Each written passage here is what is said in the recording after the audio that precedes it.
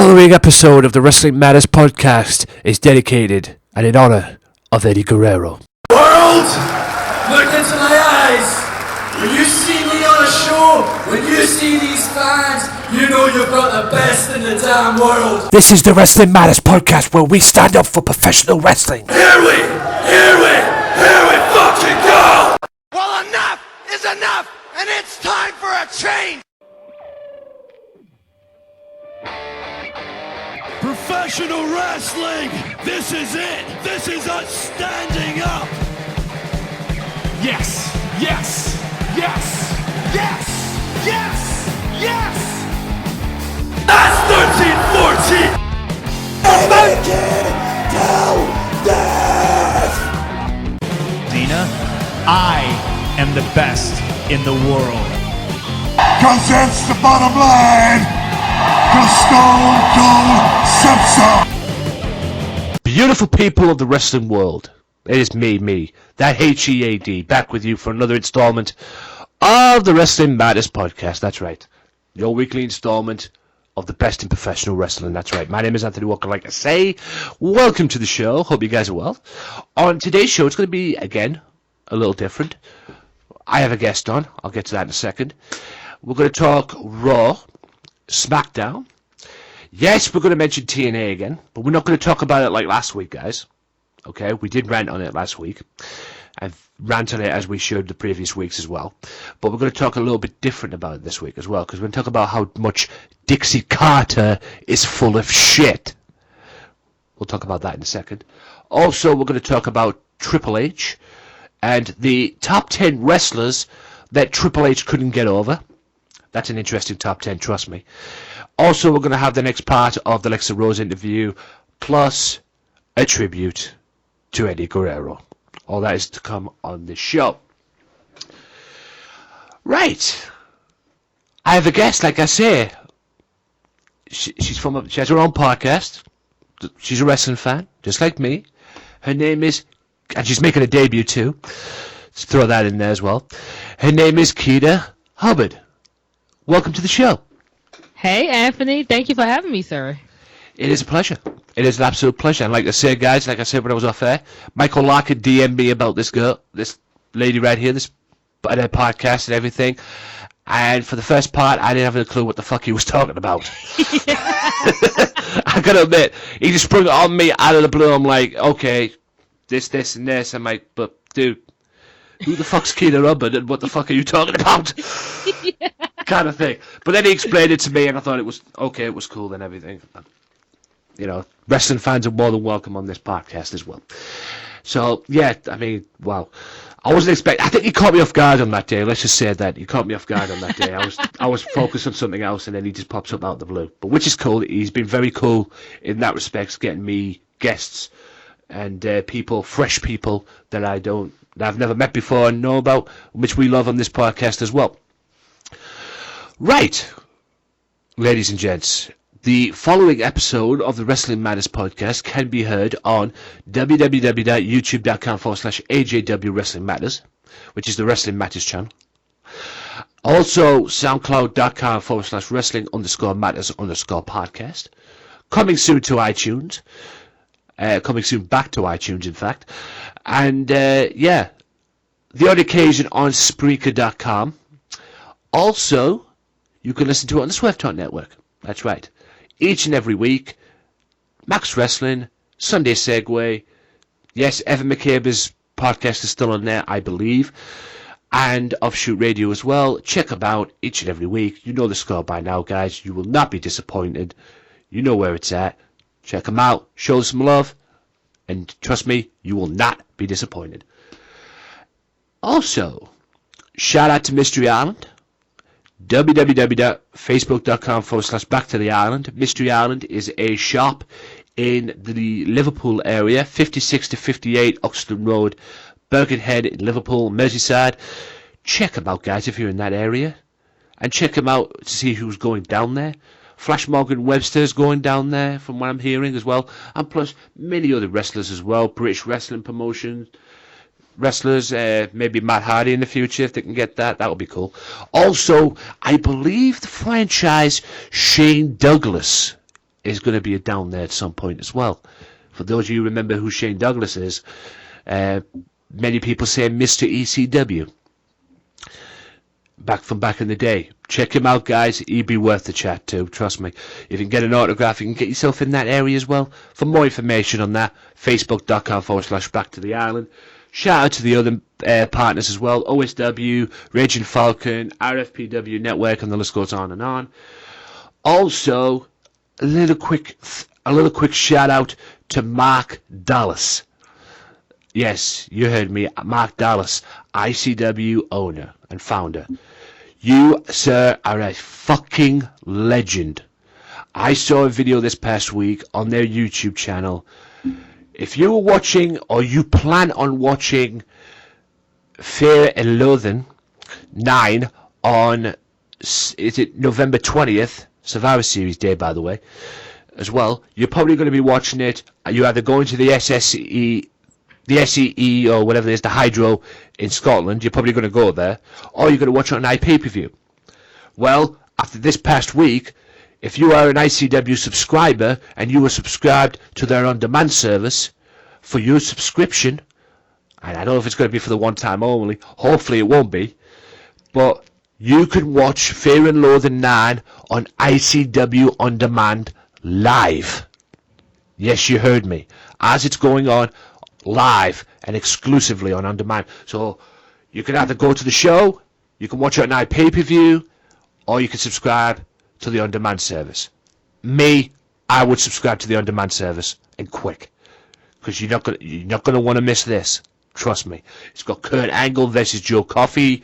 It's got Trent Severin challenging Wolfgang for the ICW title in a cage match. It's got Ricochet going on there. Finn Balor's even going to be there as well. Dude, guys, if you haven't subscribed to ICW, do it. This is the one time you might get the opportunity. And if this won't convince you that ICW's the shit, then nothing will. Also, a big shout out to Progress Wrestling as well. God, they're awesome at the moment. I'll be reviewing 37 and 38 in the upcoming podcasts as well. Very much looking forward to chapter 39. Jimmy Havoc 101 with Marty Skull. That is something I'm very much looking forward to.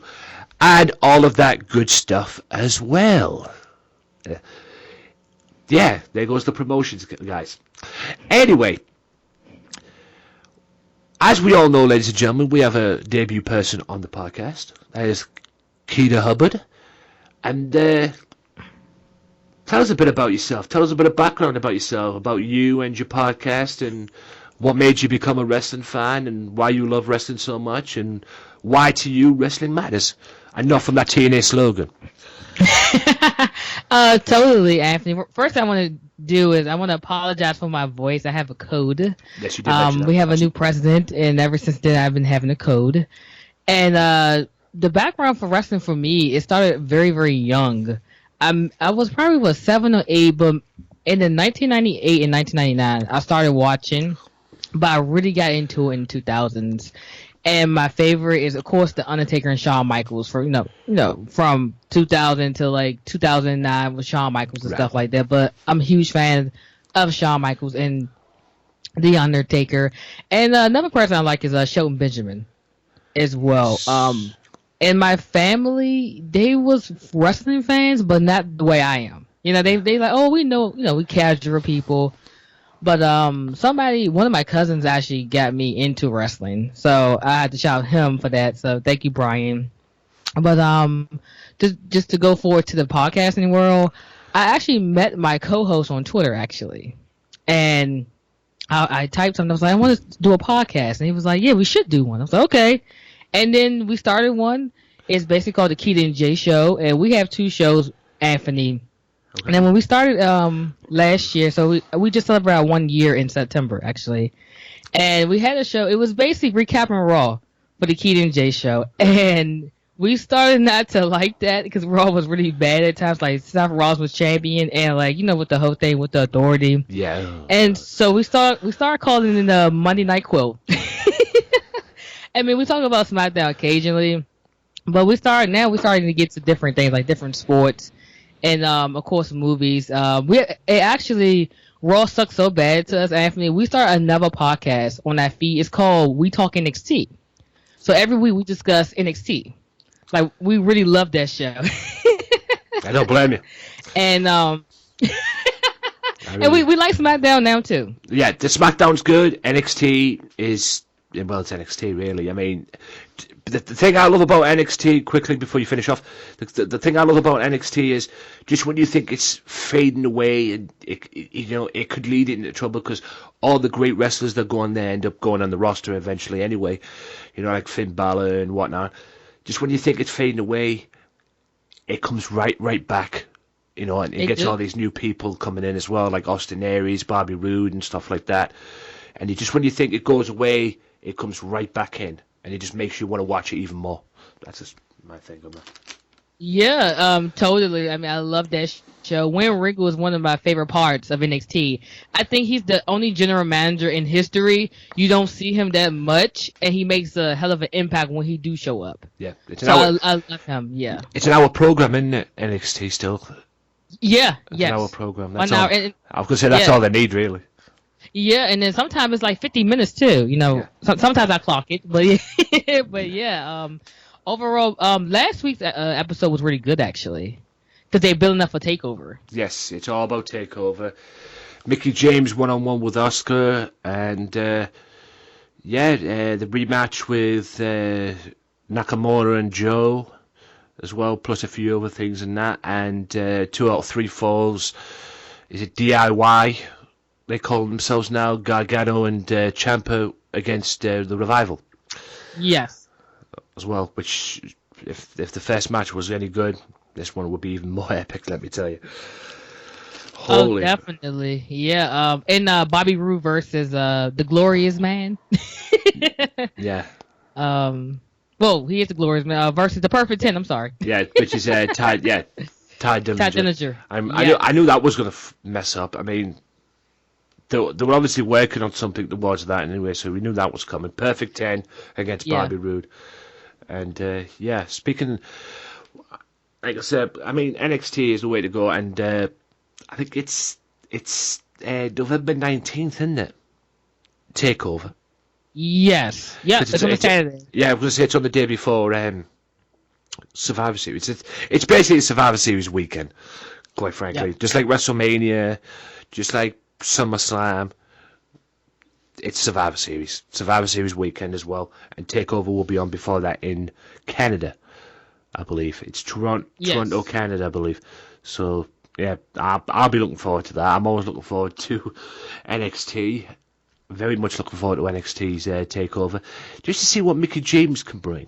Because I find it very interesting that she's back on the roster, considering her ex-fiance is back on the SmackDown roster, and the guy who is rumored she had an affair with, which caused her to break up with her ex-fiance, is also on that same SmackDown roster.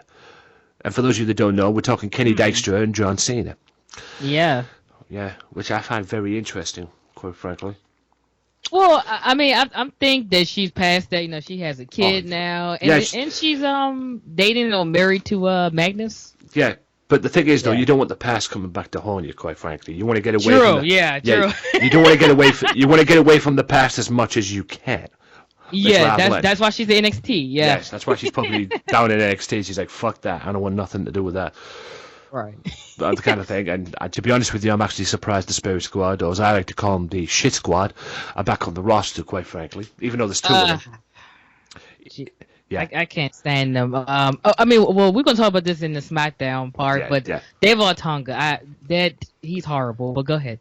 Yeah. Well, I'll talk about that. I mean, everybody seems to not like David Otunga. I mean, people used to hate, and probably still do, hate JBL. But it seems from what I'm getting, people are not taking a shine to David Otunga as well. So, and I'll get to the SmackDown. You bring up SmackDown's commentators. I'll definitely talk about that during the SmackDown thing. What the fuck is going on that show? I don't know. I mean, someone brought to my attention, my co-host, Mr. J. Giles. He said maybe they're trying to get Otunga Tonga out and put Tom Phillips in that. And when I was watching SmackDown earlier today, I didn't know who was really talking. It's too many people on there. Like, I understand when you have a fourth man or a woman, it's like basically the wrestler to get over their match. That's different. And then when I look like it, I forget what match it was, but you can tell Tom Phillips, he wasn't even at the table. Yeah. He was just like hanging off, and I'm just like, why is he there? Yeah. For those So of you that maybe he's don't, gonna replace him. for those of you that don't know, ladies and gentlemen, didn't see SmackDown. Apparently, SmackDown now has 4 announcers. Yes, 4, not 3. Not 3, 4 now. 4. Jesus Christ. And one of them is the lead announcer on NXT. Yeah. I don't understand. I really don't. Well, I'll you just had. Yeah, go ahead. I'm sorry. Yeah. It's like you that correctly say. It's just like what the fuck, you know. Too many cooks in the kitchen. It is. Two is enough. I think you could go away with JBL and what's his name, Mar Renato. I think you could go with that. And then on the Raw, I guess you could have Corey Graves and Michael Cole. Yes, I said Michael Cole, but yeah. I don't know who I prefer on Raw, to be honest with you. I could probably stand Cole. But it's out of Sexton and Corey Graves because, in my opinion, they're both as bad as each other. Wait a minute, you don't like Corey Graves, Anthony? Oh. I like him on NXT.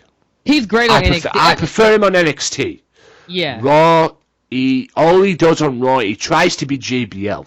I think he's trying to be JBL, and that is not a good look on him, or not good for him at all. I would prefer it if he stayed on NXT. He's decent on NXT. Okay, I see your point. I mean, I think he bring a little life to the commentary team, and then we have to remember that somebody's probably was like yelling in his ear too. Yeah, so. I've got no issues with that. Like I say, he can improve and he can be great on Raw. I'm not saying he has all the potential to be a great announcer. Like I say, he's just great on NXT. But like you correctly said, there somebody's obviously in his ear and somebody's obviously taking him in the wrong direction in terms of announcing and everything like that. It's just at the moment right now. I mean, nobody likes Byron Saxton. That's clear as day. But no, he just need to go to Superstar. Like, put him and David Otunga on Superstar's main event. I don't watch that, so just let them go on there. Maybe they are already on there. I'm not sure. Yeah, but we'll talk about we'll talk about this more as well. But I think David Otunga, from what I'm getting, definitely needs a little bit more development in his announcing skills as well. So maybe Byron Saxton, David Otunga on Superstars. Maybe that could be a good idea as well. You know, make Byron Saxton be the lead announcer on that. But yeah, the commentary positions on Raw and SmackDown, like I said, which we'll briefly talk about later on as well, they definitely need improving. I mean, don't get me wrong, you've got Mauro Ranallo, stick him in there on SmackDown. He's good. Smartest move WWE ever made, getting him in. But, like I said, stick him in there. And yes, Cole on Raw, unfortunately. But stick them both in there, keep them in there. But you need to figure out who's going where. You need some better announcers to come off, in my opinion. Yeah. Right. Let's talk about TNA. Jesus Christ. Here we go again. Yes. Drink it in, man. Drink it in. Yeah. Jesus Christ. Right. The reason why I'm bringing back TNA back up this week, because Dixie Carter is full of shit.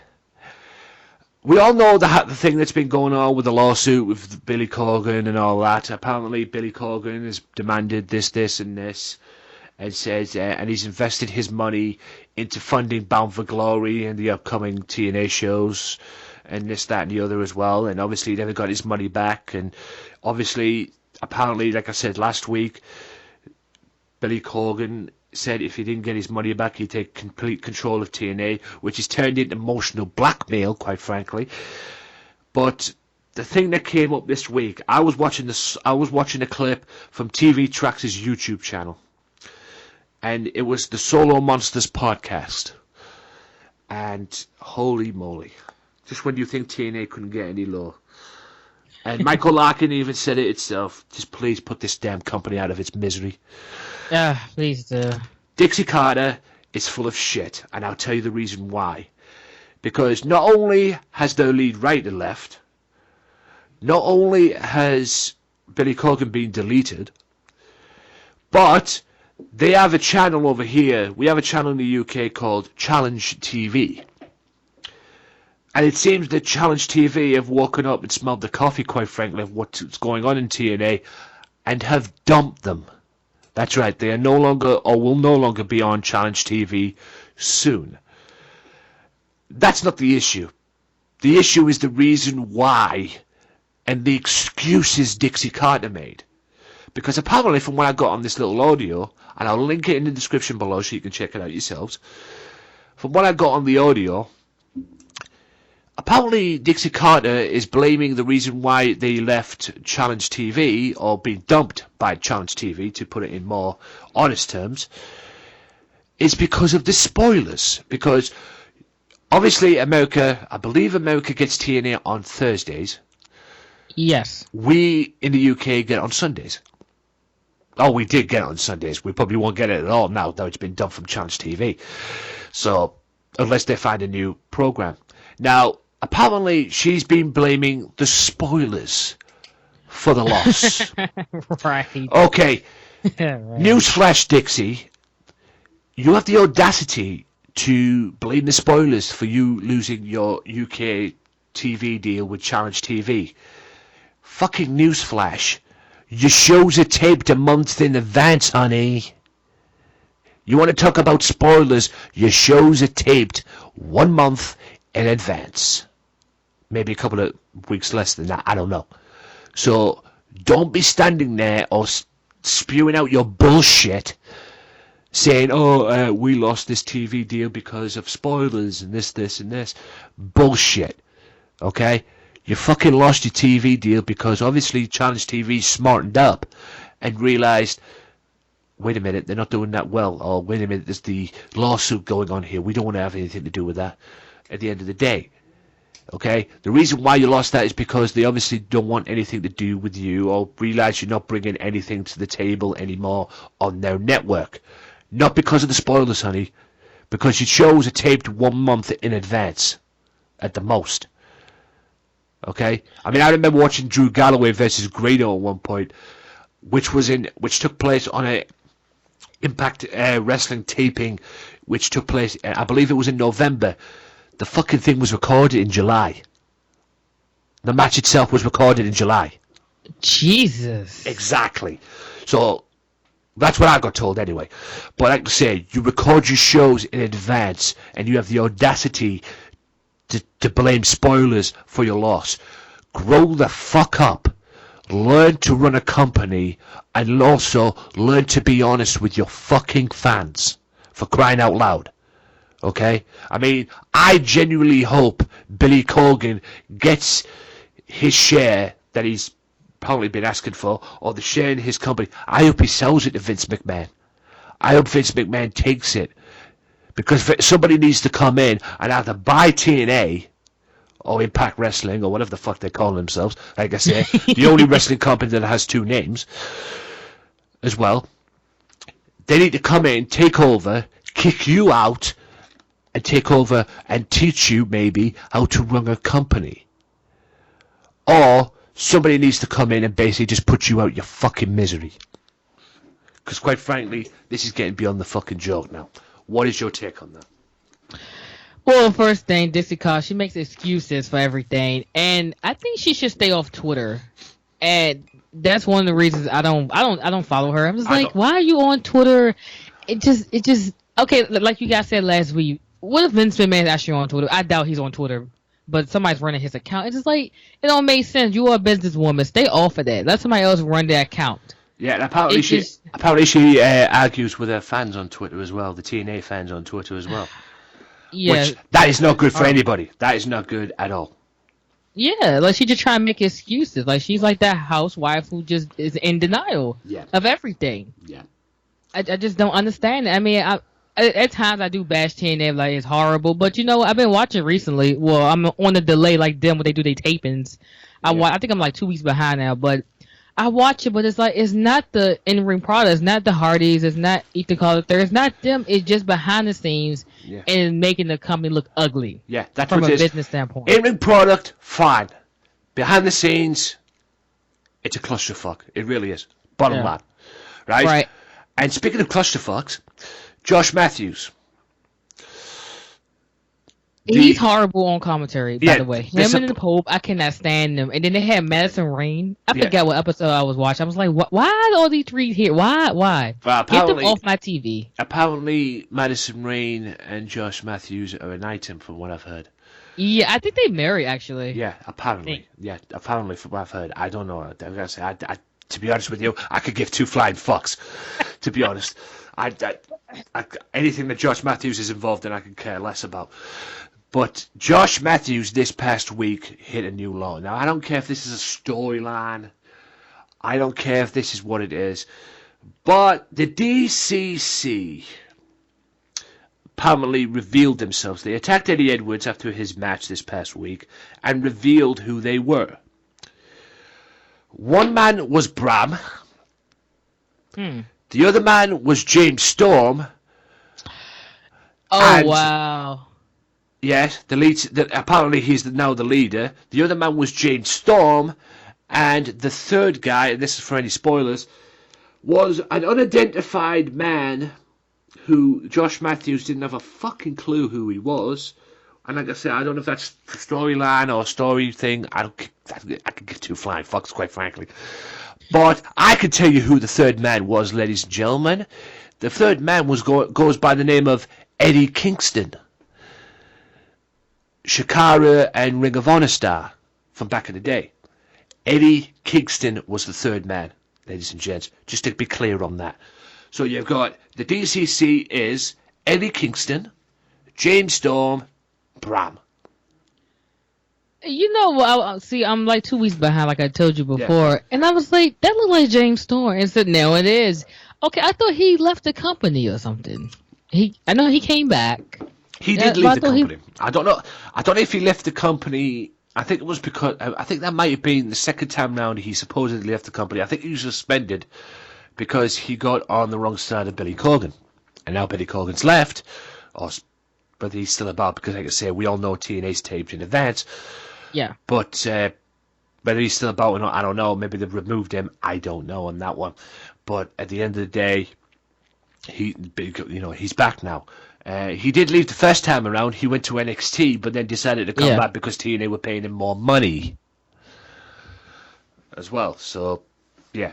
But I think the second time round he supposedly left because he got on the wrong side of Billy Corgan, and I think Corgan suspended him. That's my take on it. But like I said, I could give two flying fucks, quite frankly. And you know what, Anthony? You know, real quick, you cuss more than me, so I'm proud of myself.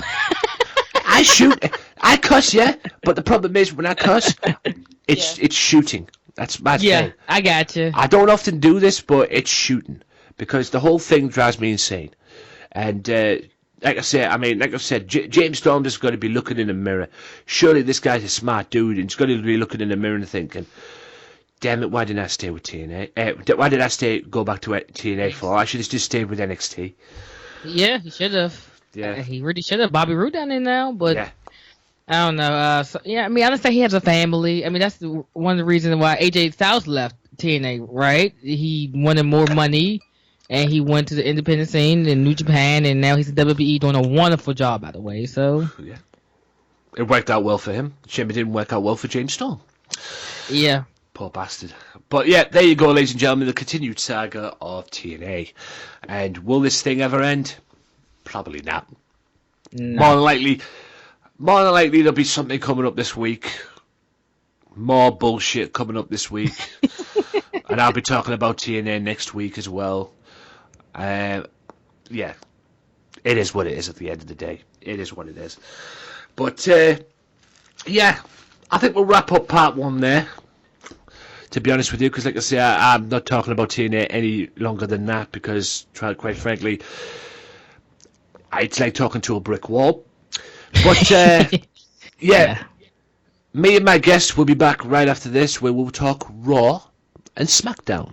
Let's get to some positive feeds about this. Jesus Christ. No more TNA for the rest of the show. Let's talk Raw, Smackdown, and Triple H too. How you doing? Yeah, how you doing?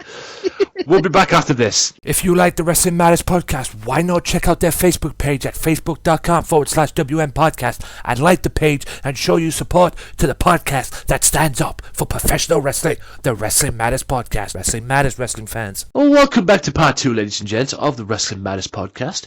And now, me and my guest are now going to talk Raw and Smackdown. Let's talk Raw first. Yeah, get the crap out the way. Yeah, guys, get the 3 hours of boredom out the way. I'll run through the quick hits. Stephanie McMahon named Seth Rollins as Team Raw's final member in the 5-on-5 traditional Survivor Series Men's Elimination match. So now it is Braun Strowman, Kevin Owens, Chris Jericho, Roman Reigns, Seth Rollins. That's the Raw team. Rich Swann and Sin Cara defeat Cruiserweight Champion Brian Kendrick and the debuting Noam Dar. ICW, baby. Luke Gallows and Carl Anderson defeat Raw's Tag Team Champions New Day. More on them in a second. The Shining Stars defeat the Golden Truth, to qualify for the 5-on-5 traditional Survivor Series Tag Team match. More on that in a second. Sasha Banks, Bayley, and Alicia Fox defeat Raw's Women's Champion Charlotte and Dana Brooke, as well as Nia Jax.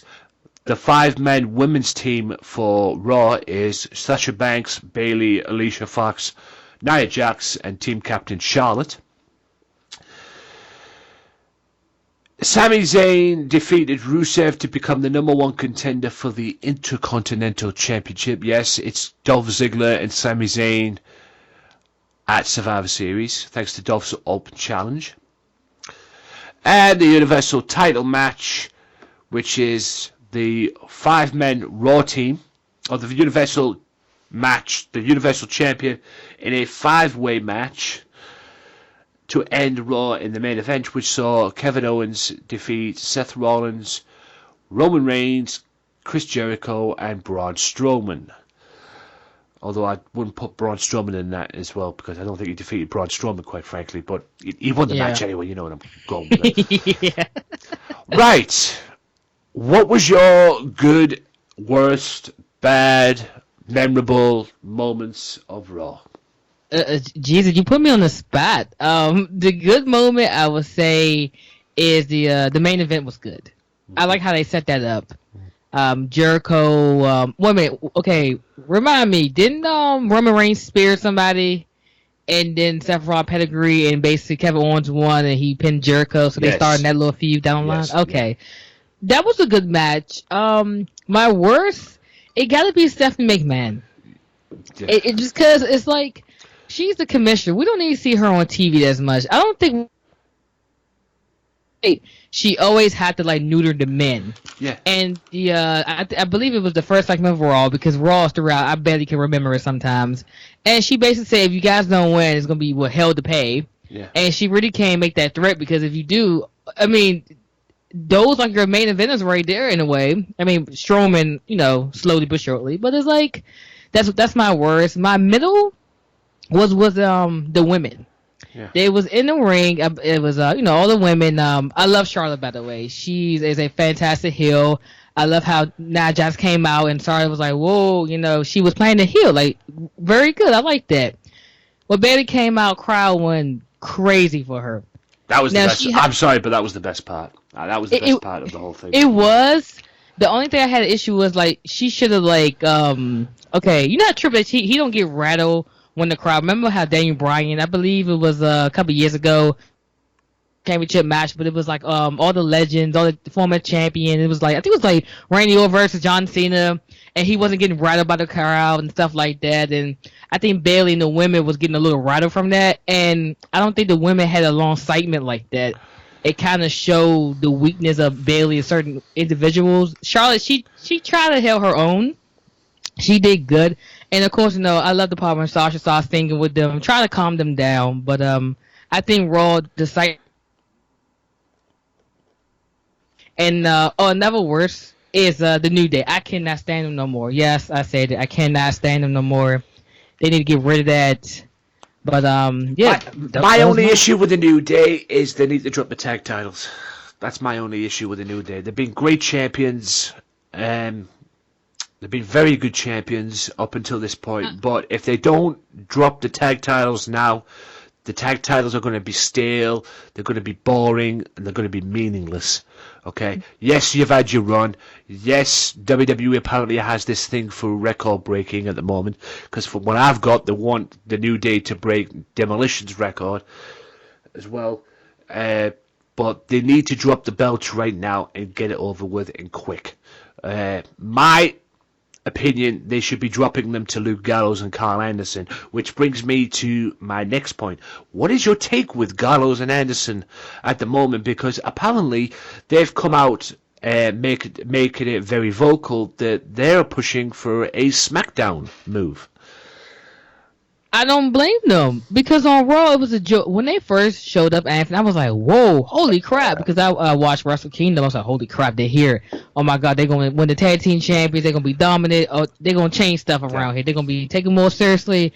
Psych. They with the doctor stuff, basically joke, and AJ Styles went to SmackDown because the brand split, and it's supposed to be when Finn and he got injured, and it's like all they plan is win up in air.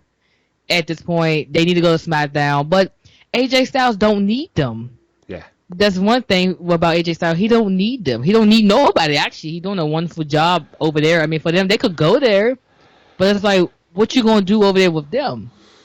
Yeah. And what tag team would you bring to Raw to switch out? Yeah. I don't know if you could bring a tag team to Raw, to be honest with you, to switch out. A jobber team. Yeah, it would have to. I think it'd have to be a jobber team. The Vaudevillains, I guess. I mean, and I used to like the Vaudevillains, and now they're completely trash. And Vaudevillains to me are like the Ascension. I think you'd be best off bringing the Ascension to Raw, to be honest with you, because they won't be getting over anytime soon. Never at this point. I mean, they had a really good run in NXT, but ever since they came into the main NXT stars, some of them, when they go to the main roster, it's just like up in the smoke. Like one of my favorite, Sasha Banks. Her character right now is like flip flop. She's supposed to be the boss, but she's basically like crying. I'm this, I'm this, I'm this. Basically having that underdog storyline. It's like, okay, we get it. Now we knew who you was. Now this basically evolved to something else. But Raw don't know what they're doing with them. I think the only two good things about Raw, I always say this the last month, is Jericho and the heels. Kevin Owens too, but it feels like Kevin Owens' title run is more with Jericho. He felt like a sidekick to Jericho to me. Yeah. In a way, I don't know. You feel that way? Yeah, look. Jericho is Jericho. You could hate Jericho, you can love Jericho at the end of the day, but Jericho is good. That's pretty much all you could say about that. Jericho is great. There's no question about that.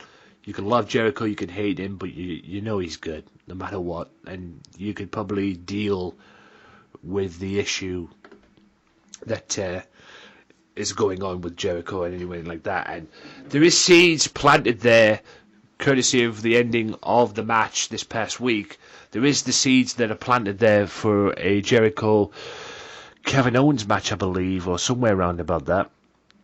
They were pushing for a three-way match as well at one point, but that didn't work, obviously, because they've obviously got a different route with that. And even though they had the three-way match on Raw, but what I'm saying is they're pushing it for the championship, the Universal title. They're pushing it for the title, but it obviously, like I said, they went a different route with that. But Jericho is Jericho.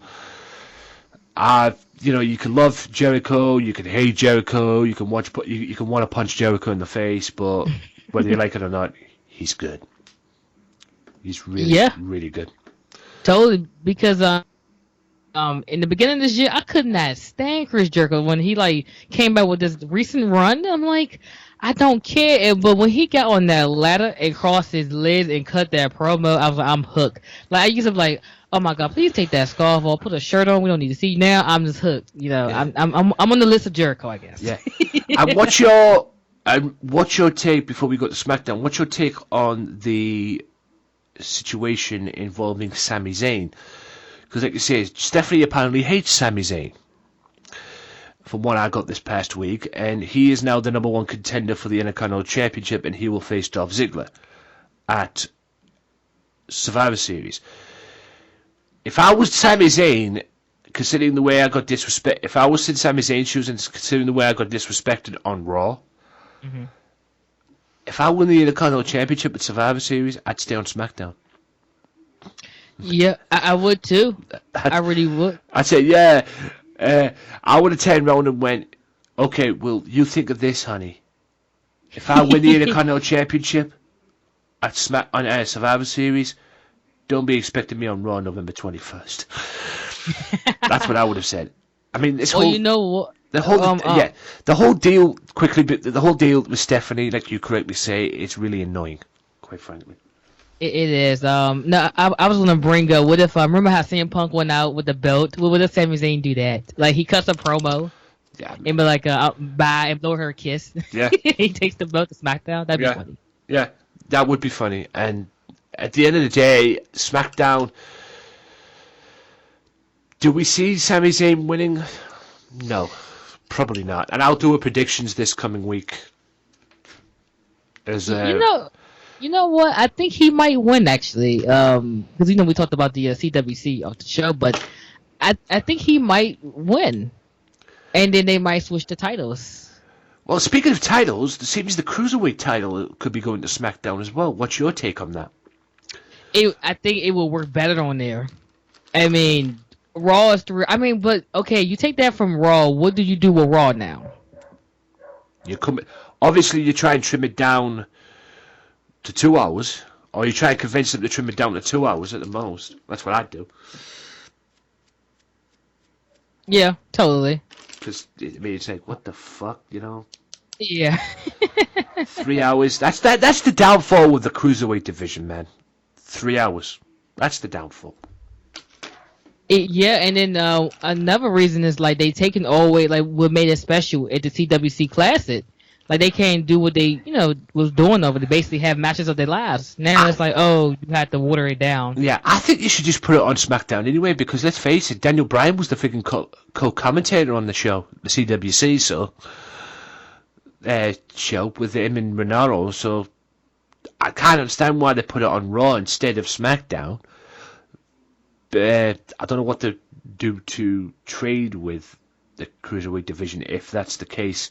And Kalisto does win the title. But yeah, I mean, they do need to change things up in terms of that. But overall, what is your final rating of Raw? And I can imagine it being very low. Out of 5. D+, and I'm sorry about my background. No, I know, that doesn't matter. That's it. Doesn't matter, like I say, I'm ignoring it, so yeah. It is what it is at the end of the day. Raw needs to change. And quick. Right. SmackDown. Kicks off. Quick hits again. Run through the quick hits. Kalisto returns and basically puts Baron Corbin out of business. But we'll get to that in a second, the reason why that happened. It started off with James Ellsworth is named as the mascot for Team SmackDown by Shane McMahon. Need I say more? Speaking of jobbers tag team, Vaudevillains did lose their tag team qualifying match to join the SmackDown tag team Survivor Series team by losing to Breezango. Naomi beats Natalya. Like I said, Baron Corbin and Kalisto ended in a no contest, but Kalisto got a small measure of revenge. The Cruiserweight Championship match with major stakes was made for Survivor Series, which saw the Cruiserweight Champion Brian Kendrick, I believe, will now defend his belt against Kalisto, I believe. And if Kalisto wins, the Cruiserweight title is coming to SmackDown. SmackDown Women's Championship, the gorgeous Becky Lynch, against Alexa Bliss, and that feud is not over by a long shot. Kurt Hawkins apparently beat Apollo Crews. Poor Apollo. Poor guy. Yeah, very poor guy. God damn. And the main event saw Bray Wyatt, the new Wyatt family, in fact, Bray Wyatt, Randy Orton, and Luke Harper defeat Dean Ambrose, James Ellsworth, and Kane. Now, and it also ended with Shane McMahon being announced as the final member of Team SmackDown Live for Survivor Series. That was because of Corbin's supposed injury. But, ladies and gentlemen, the reason why that happened is because of they wanted to make the match as well seem legit. They wanted people to give a rat's ass about it. You know, they wanted people to care about it. And the only way they could do that, they thought, was bring the SmackDown commissioner involved. And let's face it, it's a perfect thing at the end of the day because he's repping SmackDown. And considering who's on the team, if there's anyone who could be team captain of that team, it should be Shane McMahon because he can keep them under control. A lot of egos on that team. Now, what is your good points, bad points, worst points, clusterfuck points of SmackDown? For the good, I have to start with the good, is Becky Lynch versus Alexa Bliss. That was a really good match. And the ending was a little, controversial, of course. So this rivalry is not ending no time soon. And just my worst, it has to be Dave Otunga. Anthony, he is the shit on commentary. I cannot stand this man. He is so plain. I believe it was Backlash or No Mercs. I can't remember what pay-per-view it was, because in the month of October, on my show, I did 3 post shows for for WWE, which I couldn't believe. And he just sounds so bland. I believe his name was D. Ambrose. And he's like, oh, yeah, Dean Law. I'm like, show some compassion. He just sounds like a wussy. Like, I don't know what it is. And, I mean, it just get him off my TV.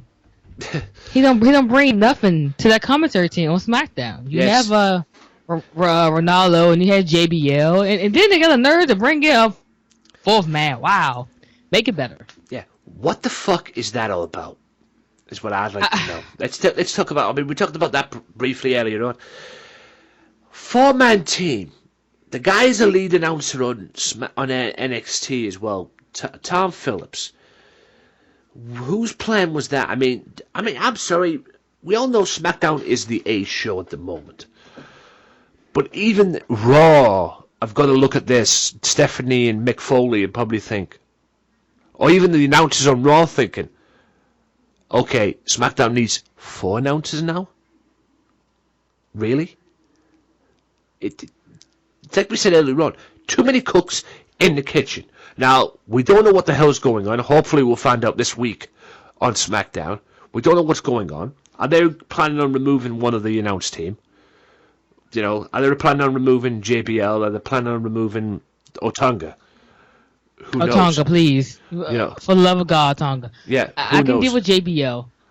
I think JBL is... Alright, he's still the annoying idiot that he is. But I think he's now less annoying than he was on Raw. Yeah. You know who was really good before, they booted him off was Jerry Lawler. He was good. Like, he was getting better. Yeah, but he was dying. Free show. Yeah, he was dying out. He was dying out, quite frankly.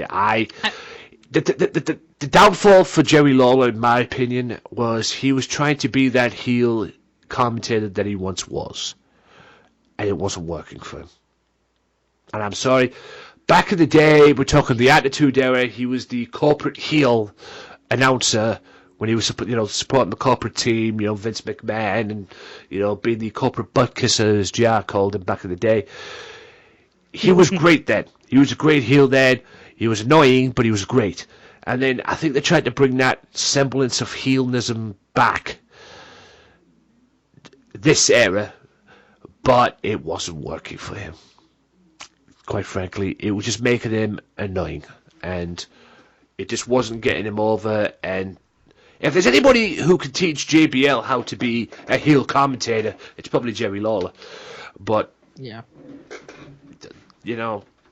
it's at the end of the day, the heel. That's what I believe the downfall was, and that's why Jerry Lawler's now on the pre-show era. The pre-show shows instead of the SmackDown announced team or even the Raw announced team. Yeah, and they do a Raw talk. It's like talking smack. Yeah, that's what they need. They need something like that. Obviously, what they need to do first is to trim an hour off it, and then that'll be fine. But I would hate to be on that show talking about 3 hours of Raw, to be honest. I mean, talking smack is talking smack, and talking smack's been good. All right, it hasn't been that good, but it's been okay to talk about 2 hours of SmackDown. But Raw, talking 3 hours, I wouldn't do it. Yeah, because okay, all right, look at it this way.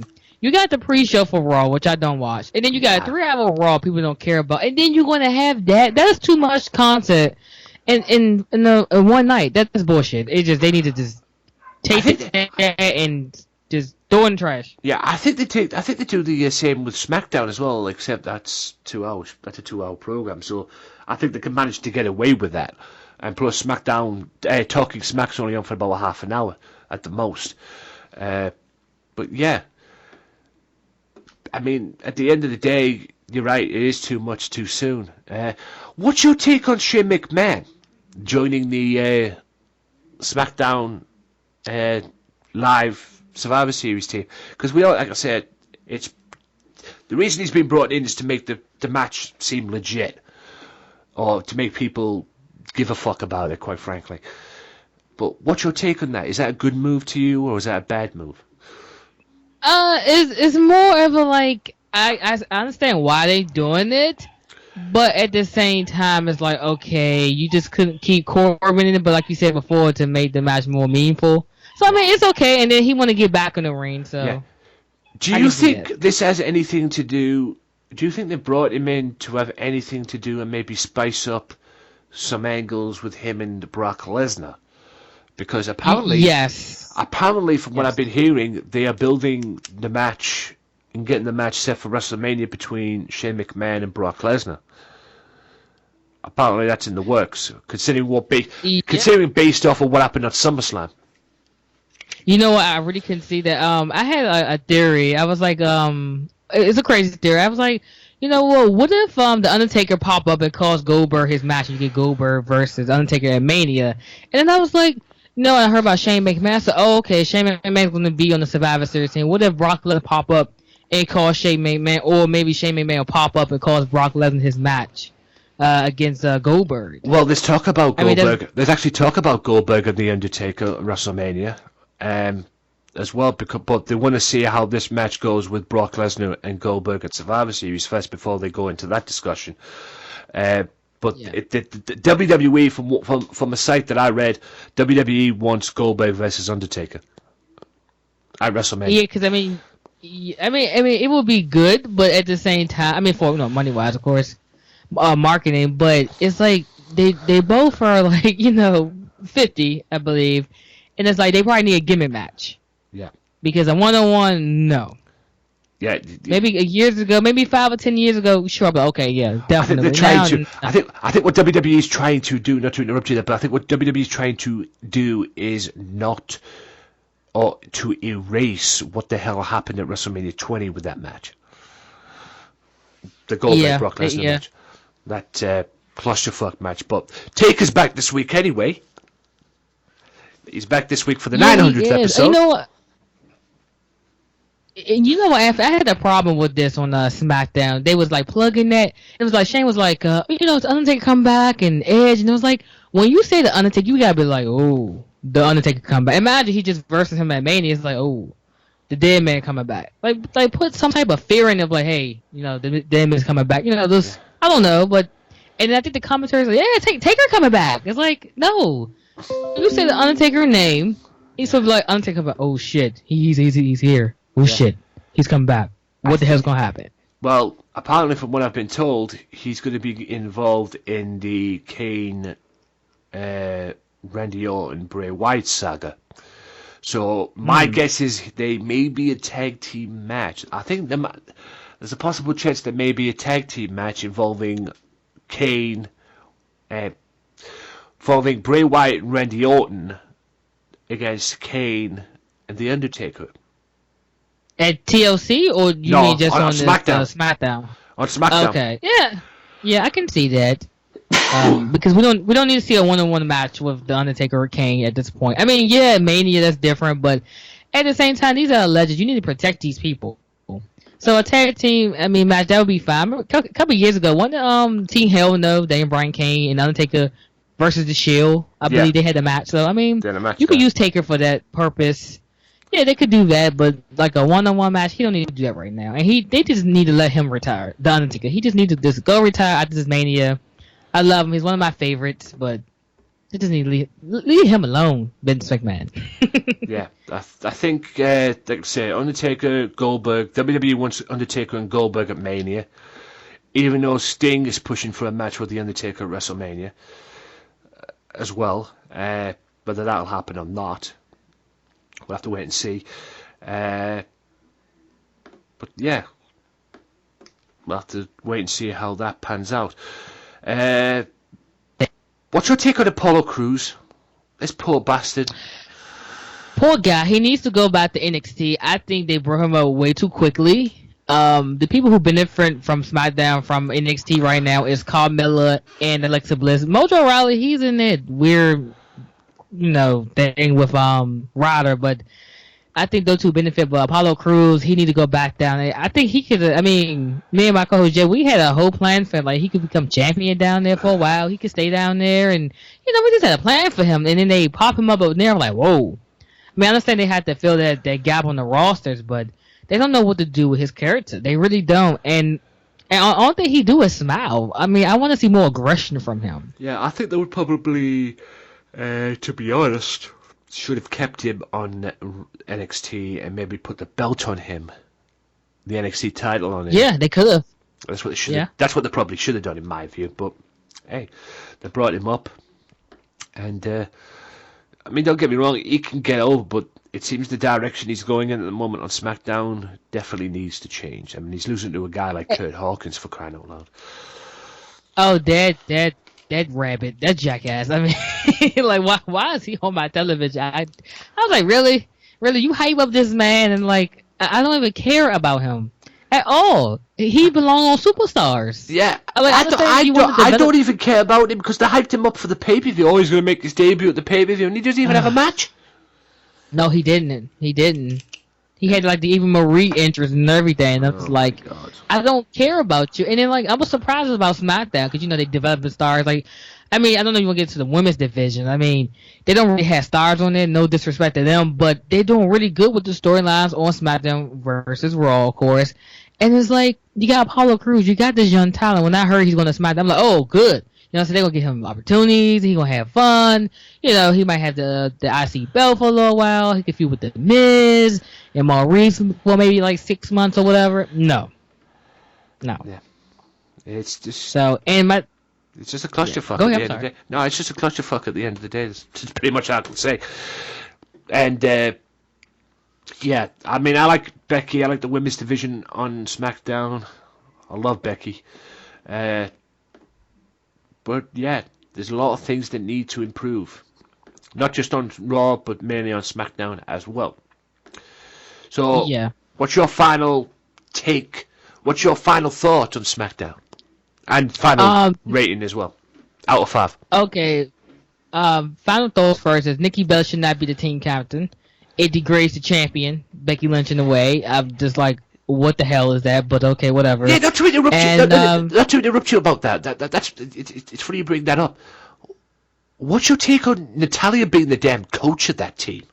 WWE is okay. They are portraying her as this old woman on the roster. She's not. She's only 30-something, 33, 34, and Nikki Bella's the same damn age, I believe. Yeah, they might be a little younger, but they're the same damn age. It's like, that is the most ridiculous thing ever. You've got, like you said, Nikki Bella is the captain, and the only reason she's probably the captain is because her Superman is on SmackDown, and that's probably the only reason she's on. Yeah, that's probably the only reason she's on SmackDown in the fucking first place. God damn it, man!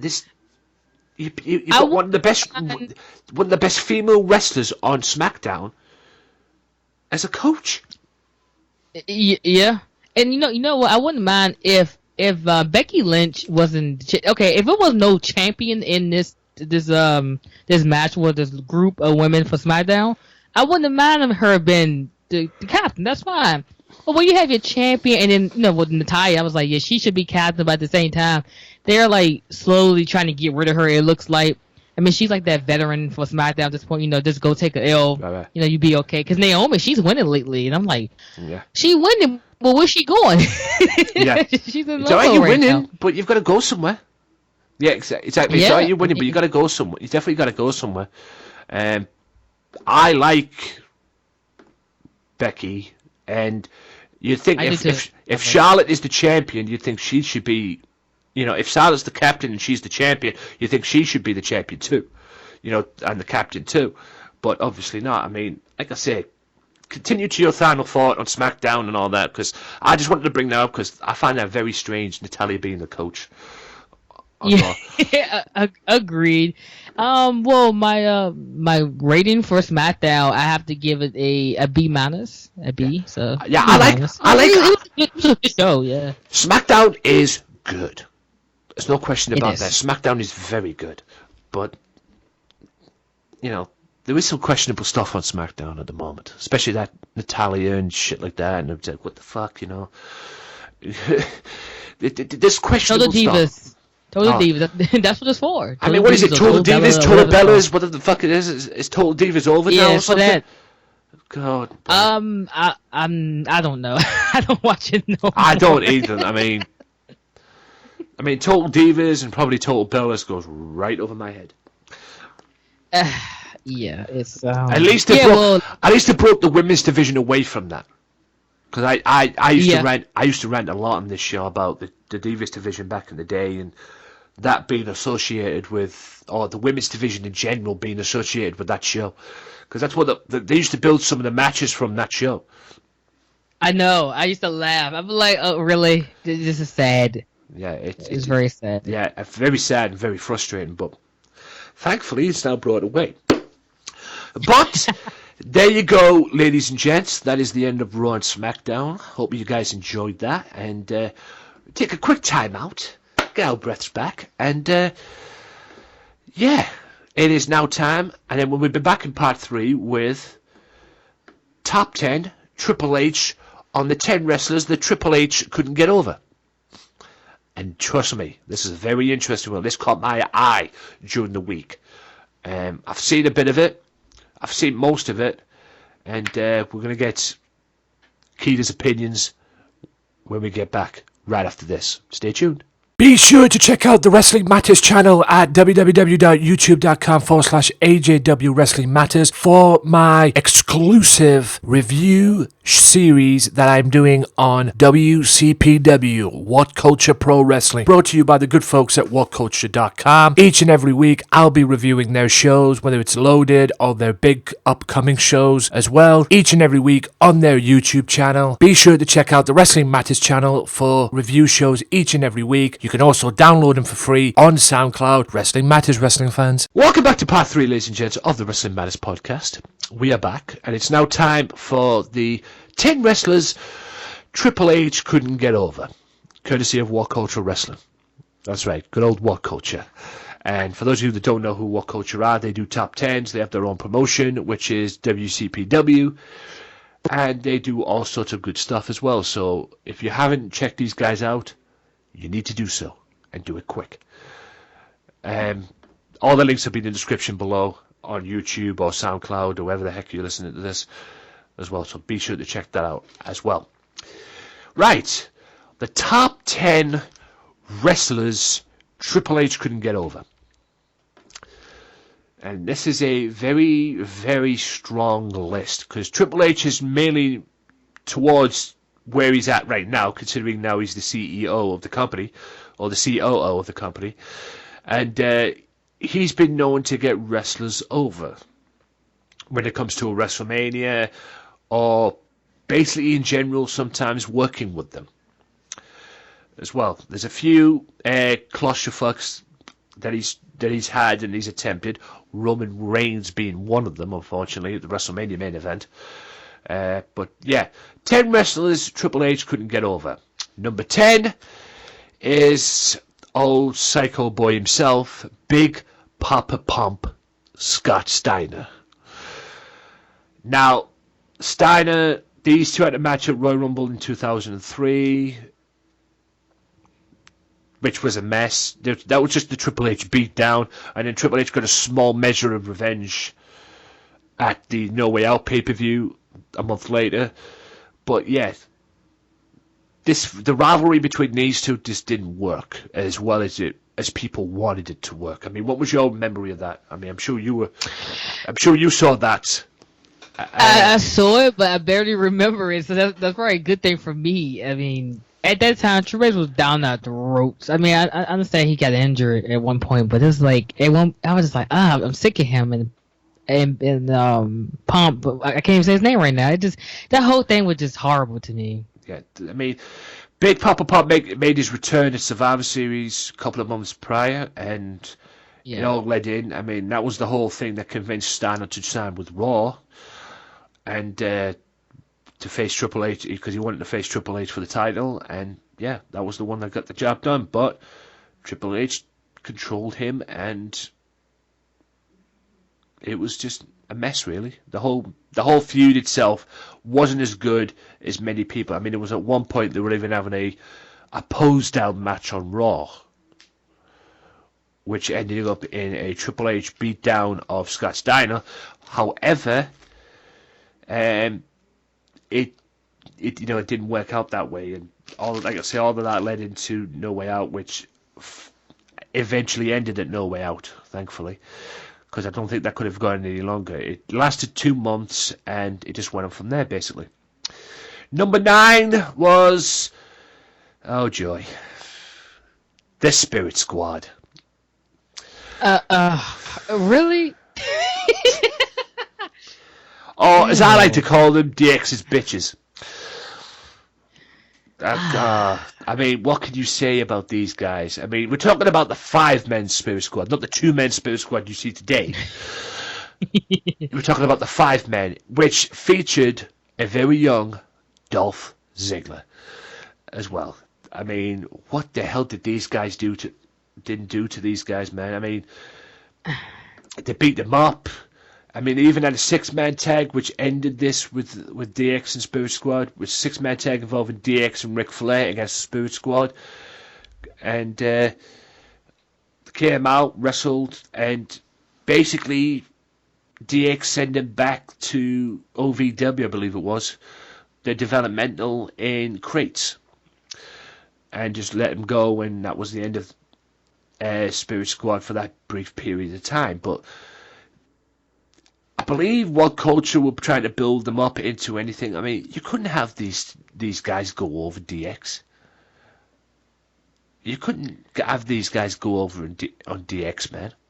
I mean, cheerleaders going over on 2 Legends. No. Yeah. I mean, what's your take on the whole thing? I mean, I'm sure you saw that back in the day. I saw it. I thought it was hilarious. Yeah.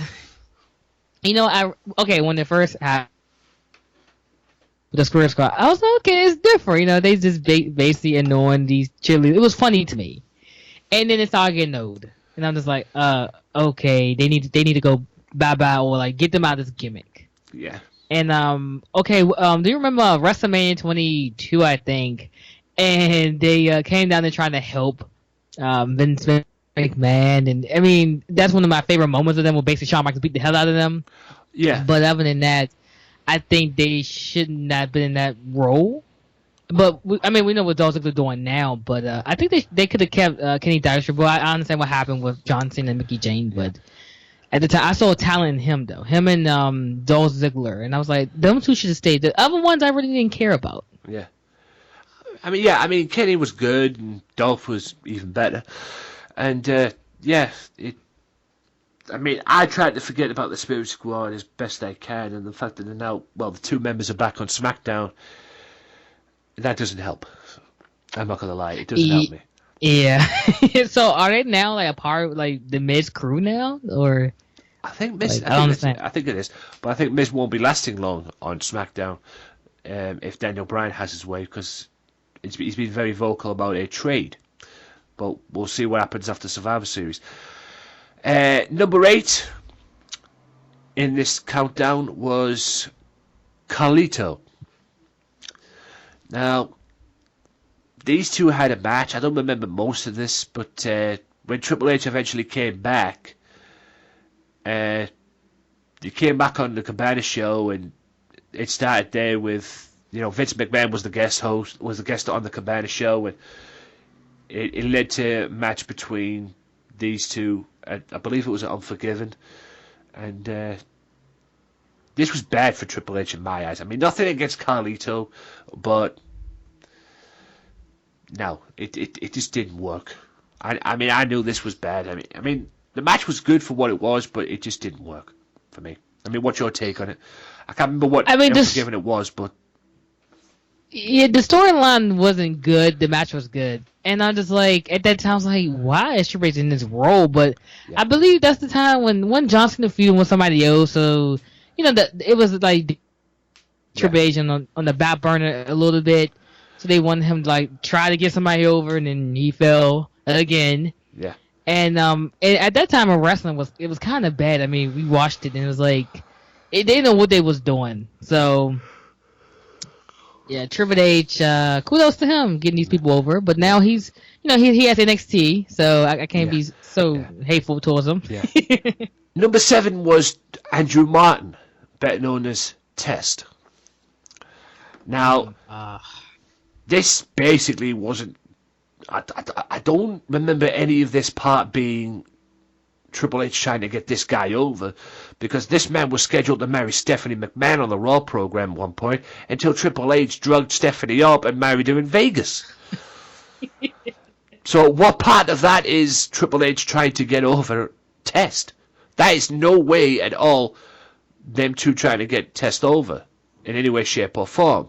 And then, come to think of it, at Armageddon, Stephanie turns on Vince and then turns on Andrew, Test, and then Test goes on his merry way. I mean, they have a feud, they have a match, yada, yada, yada. And then Test goes on his merry way to form TNA with Albert and Trish Stratus as the manager, and Triple H with Stephanie form DX as well. Well, reform DX back in the day.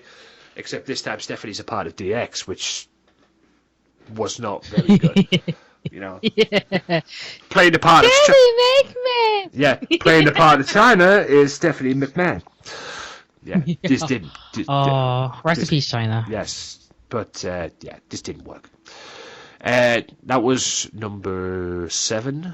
Number 6 is Vladimir Kozlov. That's the interesting one. Yeah. I mean, Triple H tried to do everything he could for this guy back in the day. He really did. Even Al Gore reckoned saying that. Even Al Gore reckoned saying this. He did. I mean, this guy was a huge monster. Yeah. Badass monster, and he tried everything he could. There was a match at Survivor Series when Edge ended up winning the WWE title after attacking. I believe it was after attacking Jeff Hardy in the hotel room and that. And yeah, because Armageddon, I think it was a triple threat match, and Kozlov came down there and beat up Triple H, and yeah. The match couldn't get over if you paid Triple H to put Vladimir Kozlov over. I mean, even the match itself, if you look back on the footage, if you look back on the video as well, you could see the fans. I mean, What Culture do a great job of getting a close-up on the fans in the clips, or what they show in the video and everything, and the fans' look on the face was like, no one gives a flying fuck. Nobody cares. And it didn't matter, because you've got then Vladimir Kozlov goes from kissing, from fighting with Triple H for the title, to kissing Beth Phoenix and tag teaming with Santino Marella. Yeah, that didn't work out, did you? You knew that wasn't going to work out. Memories.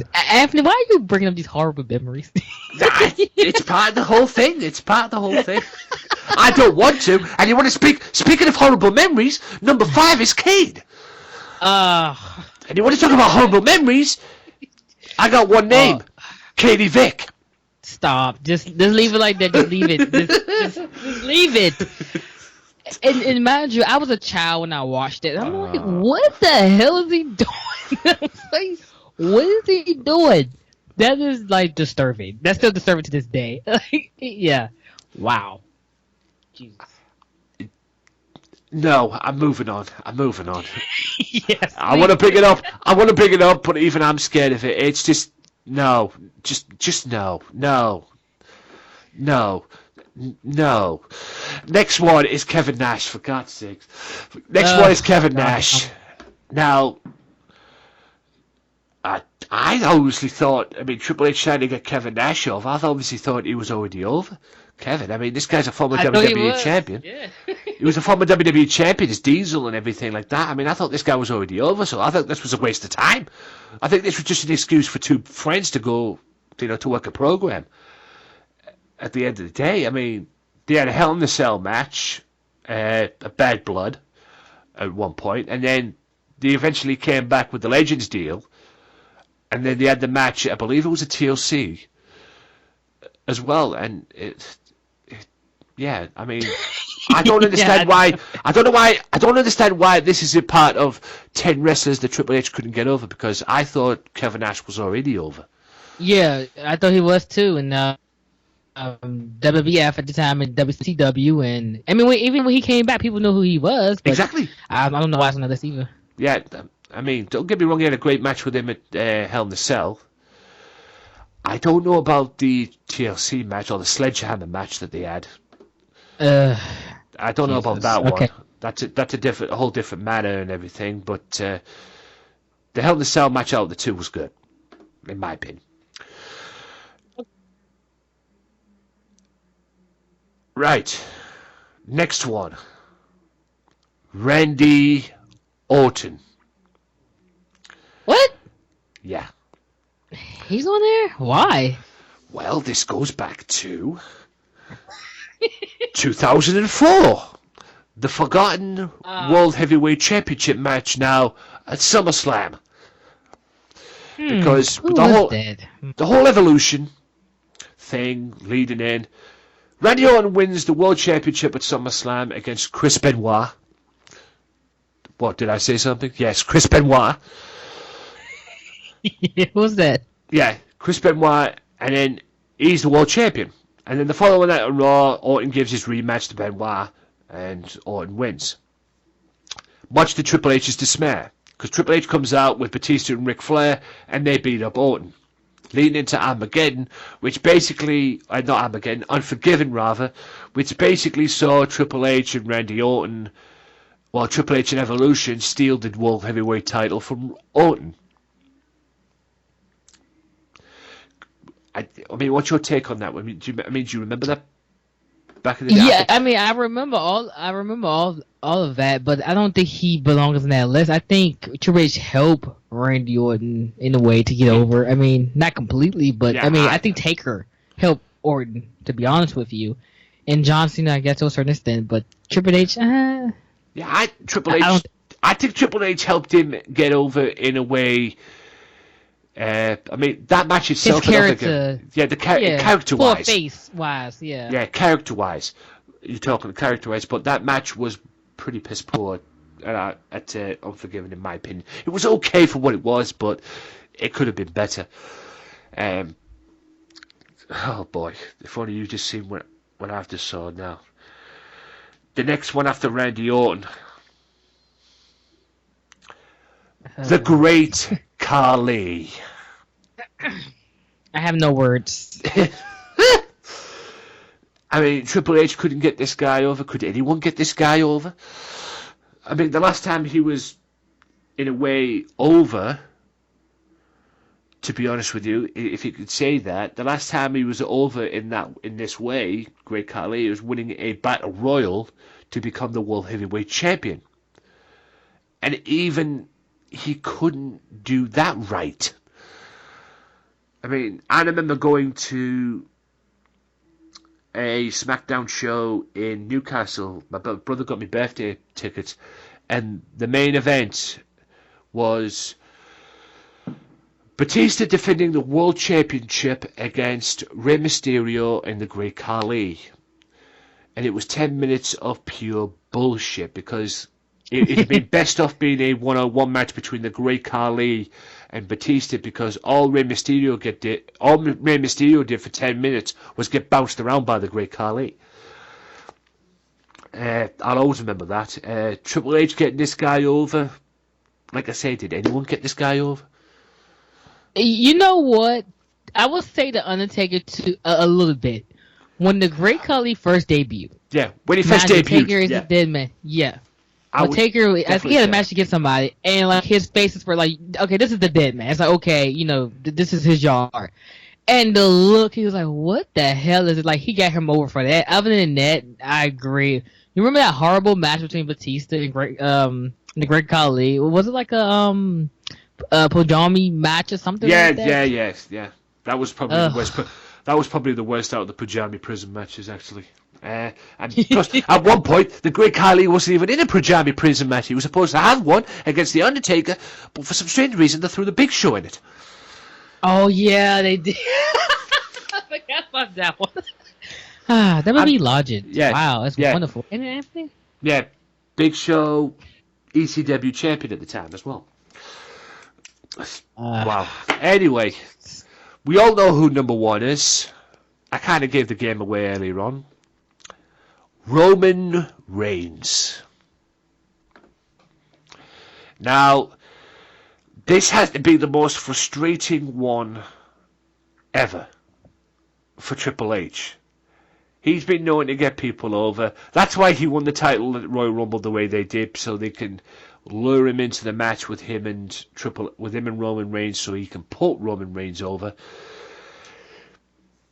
But even Triple H had to find this a little bit frustrating, because there was no way in hell. Yes, you could put the belt on Roman Reigns, but at the time he was getting booed out the building, and there was no way you could put him over. You could put him in there with anybody. He would have been a heel. That's why people say to this very day Roman Reigns should be a heel. Agreed.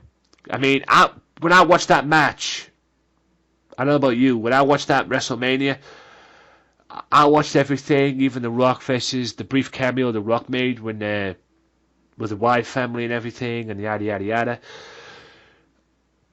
I was pretty much done by the main event. When the main event came along, I wanted to go to bed. Yeah, that Mania was dreadful towards the end. Like, I was like, this is not over yet? Yeah. And then that was your main event? I didn't matter the main event and everything. It was just, everything else was there, and I was pretty much done by the main event, because I knew the main event was predictable. And like I say, Roman Reigns should be a heel. I don't know what your take is on that, but speak. Yeah, I agree. He should be a heel. I mean, look at this crowd. I mean, okay, let's say you have a casual fan, and like, okay, so who's the heel? Him? They want him. Like, no, he's the face, actually. What? Yeah, exactly. Yeah. I don't think they're gonna turn him heel. Like, go back to Sasha Banks. I don't think they're gonna turn her heel either. They want these certain people who should be heels. They want them to keep them in their faces. Yeah. Sasha Banks should not be a heel. Sasha Banks should stay as she is.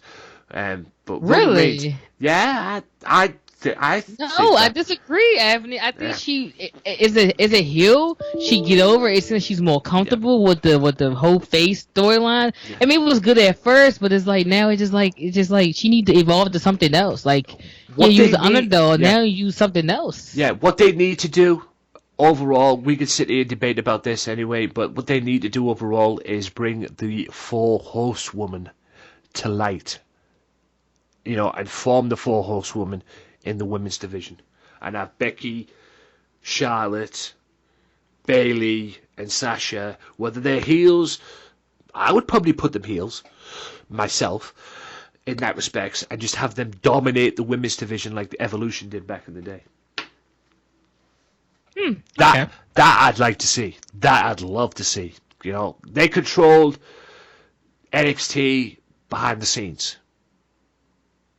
That's how they got to where they were eventually with what they did. But bring them in, put them on the brand with Raw or Smackdown or whatever, have them form,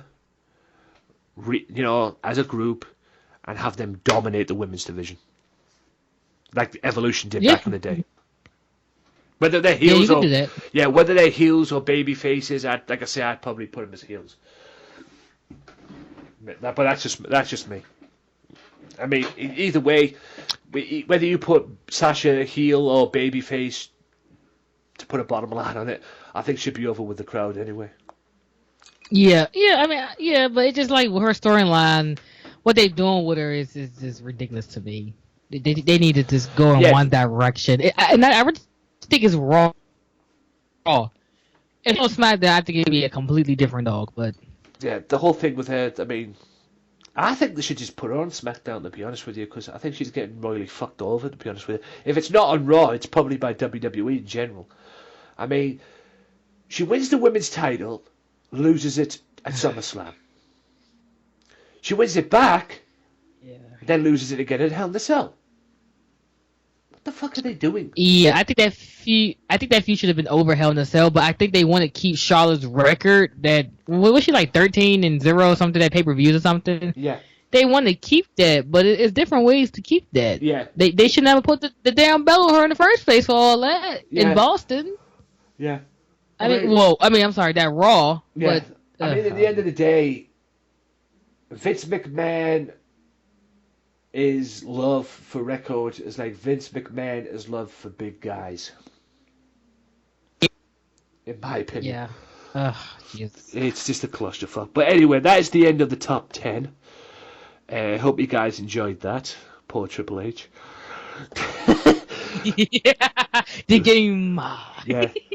But yeah, very poor Triple H. Poor guy. Getting all these people out. And it was not to mention as well, I'm just reading some of the comments, not to mention Goldberg as well. You know, in the SummerSlam. Shelton Benjamin. You know, Shelton Maven. Benjamin as well. Maven, you know, being the supposed member of Evolution, but then he turned him down. I mean, we can give you a list, not just the guys on this that made this list. We can give you a list of our own, quite frankly. But yeah, Triple H, the supposed workhorse, attempts to try and put people over. I think the one he mostly succeeded with, because he had to and he had no choice, and that was Daniel Bryan, quite frankly. Yeah, agreed. Yeah. Okay, and he had to do it because he had no choice. He had no choice. He had no choice in the matter, especially him and Vince, because obviously the audience made that very clear. Definitely. Right, that is the end of this part. We're going to take a quick time out, and then I'll be back right after this with the next part in the Lexa Rose interview.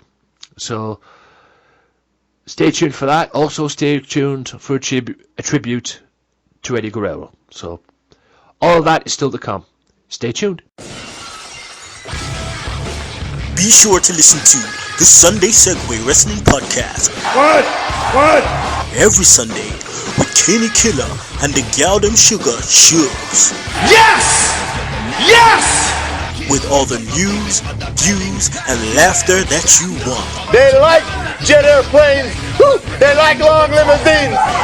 Every Sunday, the Sunday Segway Wrestling Podcast on Podomatic, iTunes, and YouTube. So why don't you choke on that, slap nut? Welcome back to part 4, ladies and gentlemen, of the Wrestling Madness podcast. Right now, in this part, you're going to listen to the next part of the Lexa Rose interview. That's right. More stuff to come. Hope you've enjoyed the previous 2 parts. The full audio will be up very, very soon on, as a matter of fact, I will put the audio up this coming week, on SoundCloud and the Wrestling Matters channel as well this week. So look out for that as well. The Lexa Rose interview. Like I say, guys, little disclaimer: if you hear any noise in the background, I think it was her fiance in the background as well, doing his stuff and everything. He wanted to be a part of it, so he'll be coming on the show very soon. I will be getting back in touch with Lexa in due time. So yeah, hope you guys enjoyed the interview, and like I said, the full audio will be coming up very, very soon. This is the next part in the Lexa Rose interview. Enjoy. So that will probably answer my second question then that I was going to ask, because everybody or every wrestler that competes in the ring always has an opponent that, you know, wrestling them is like putting on a pair of gloves. You know, you could do it all the time. You could do it every day of the week. You know, it's so easy to do and so easy. You know, it makes the job easy, so to speak. That was a quote from Bret Hart, the put on the pair of gloves kind of thing. I'm guessing Autumn Breeze would be the answer to that question then.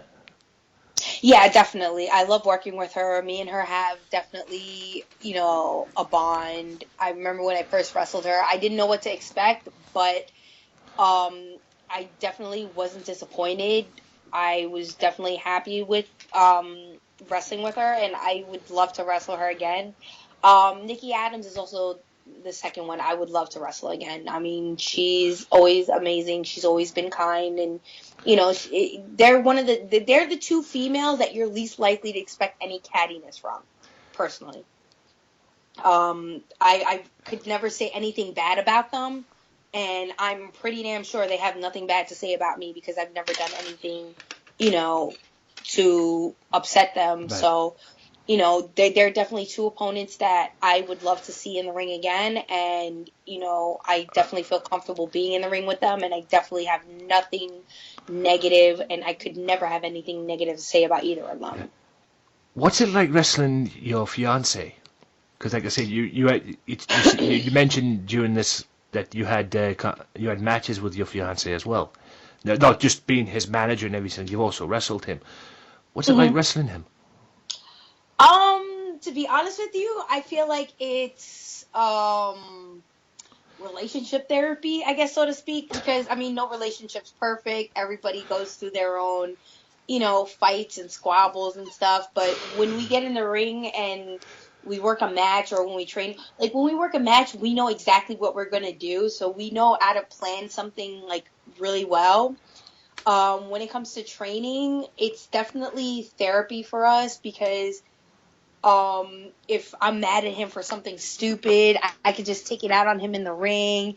And if he hits me in the ring, a lot of people find it weird because they're like, well, isn't that kind of abusive? And in the wrestling business, it's really not. No, it's not. If the person that you love the most isn't hard enough on you in the ring, regardless, then they're not the one for you. Yeah, I mean, it toughens you up as well. If somebody in there, I mean, obviously you trust that person to be in the ring with him, in the end of the day. But it's obviously toughened you up as well, because during that he could also teach you a few things here and there that you obviously don't know, and you know, maybe you can take it from him as well. Well, so, yeah, he's been in the business for 8 years, so he's been teaching me a lot, and I've been teaching him a lot. We kind of taught each other. It's kind of give and take. Yeah. Some people in this business don't approve of it. They feel like, you know, something like that should be kept private. You shouldn't talk about your relationship. But I feel like that's what makes our relationship work, because we're not afraid to talk about it. We're not afraid to be open with our relationship. And we're not afraid to wrestle each other for the sake of a storyline, or, you know, we're not afraid to kind of like separate ourselves. As long as it works at the end of the day, I mean, who are you to complain? Yeah. As long as it works at the end of... If they're in the wrong... If they find that uncomfortable, you wrestling your fiancé, I'm sorry, but I think they're in the wrong business. Yeah. That is my opinion on that. I think they're definitely in the wrong business. I feel personally like some people feel like you shouldn't like advertise your relationship to people, but I feel personally it's more important to advertise your relationship because it helps establish boundaries with other people in the business, because a lot of guys in this business really don't have respect for other people or themselves for that matter, and they have no problems trying to hit on a girl who they know is in a relationship. Yeah. Yeah, that's definitely not just. I have to like let them know I'm in a relationship. Back off. Just not just in your business as well, where you work or anything like that. It's happened once at TNA, which I'm sure we'll get to later on, behind the scenes with Karen Angle and Karen and Jeff Jarrett saga, which ultimately kicked Jeff Jarrett right out of TNA, quite frankly. In my opinion, anyway, from what I got, but I'm sure we'll get to that later on. But like I say, there's definitely a boundary there, and at least the people know that you're going out with that person at the end of the day. Mm-hmm. At least you could trust him too. That, and there's also people that don't care you're in a relationship and they try to break it up, which has happened to me. But they're the scumbags, then, in my opinion. Oh no, absolutely. And one thing that I feel is that if you're in a strong enough relationship, especially in this business, because a lot of people feel like relationships in this business don't work. That's not true. Because what if you were in another business? Like, let's say you were police officers. You're going to tell me you're not going to go out with each other if you have a bond? It doesn't matter what business you're in. As long as you're willing to make it work, I feel like it's bull crap when people say that, having relationships in the wrestling business doesn't work. Yeah. No, it does work. You have to make it work. If you really want it, you make it work. Nothing that you want is easy. Yeah, I can testify to that. I can definitely testify to that. It really is important to, if you want to be in that ring, you work for it. If you want to be in that relationship, you work for it. Nothing in this world is worth having if it was easy. If it was easy, then everybody could have it. And, that's what makes some relationships that people feel that, it doesn't work because, this is wrestling. You're meaning to tell me the medical profession is not as good? Or being a law enforcement officer? I mean, I know people in so many different businesses that have to go through so much drama because, their colleagues don't approve of their relationship. So it's not just wrestling that people say relationships don't work. It's bullcrap. Yeah, I mean, all relationships work if you work for it. Yeah, it's like long distance relationships. All right, majority of the time, long distance relationships don't work. But if you make them work, if you put your end of the deal in, and that other person puts their end of the deal in, it's going to work at the end of the day. I mean, it's like with me as well. I mean, with the job I have right now at Middlesbrough Football Club, which is a soccer team that I work for, I'm a match day steward there. I'll be honest, when I first got that job, I didn't think it was going to work. I'm at to shoot right now. I didn't think it was going to work.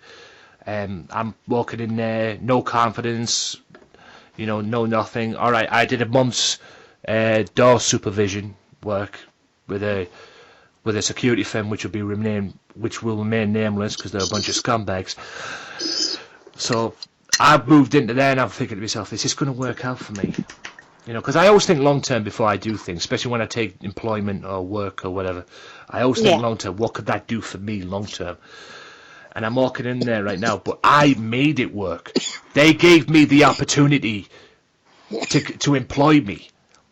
They stepped up to the plate and said, here, we will employ you. And I made it work. And like you correctly said there, you've got to make it work to make it successful. And I made that work to successful, and I've been there 4 years now. And it's done me the world of good. I don't care what anyone says and all that. Yes, I took a bollocking for it when I took the job from another firm and the job-centered team that I no longer with, thank God. But at the end of the day, I made it work for me. I didn't make it work for them. I made it work for me. At the end of the day, exactly. And like you correctly say, you have to make things work. At the end of the day, only you can do that. Nobody else is going to do it for you. You only get back what you put in. Yeah, I'm definitely getting back a lot of stuff that I've put in there. I mean, like I said, I've only been there 4 years. I don't plan on leaving, and I'll admit it's hard work.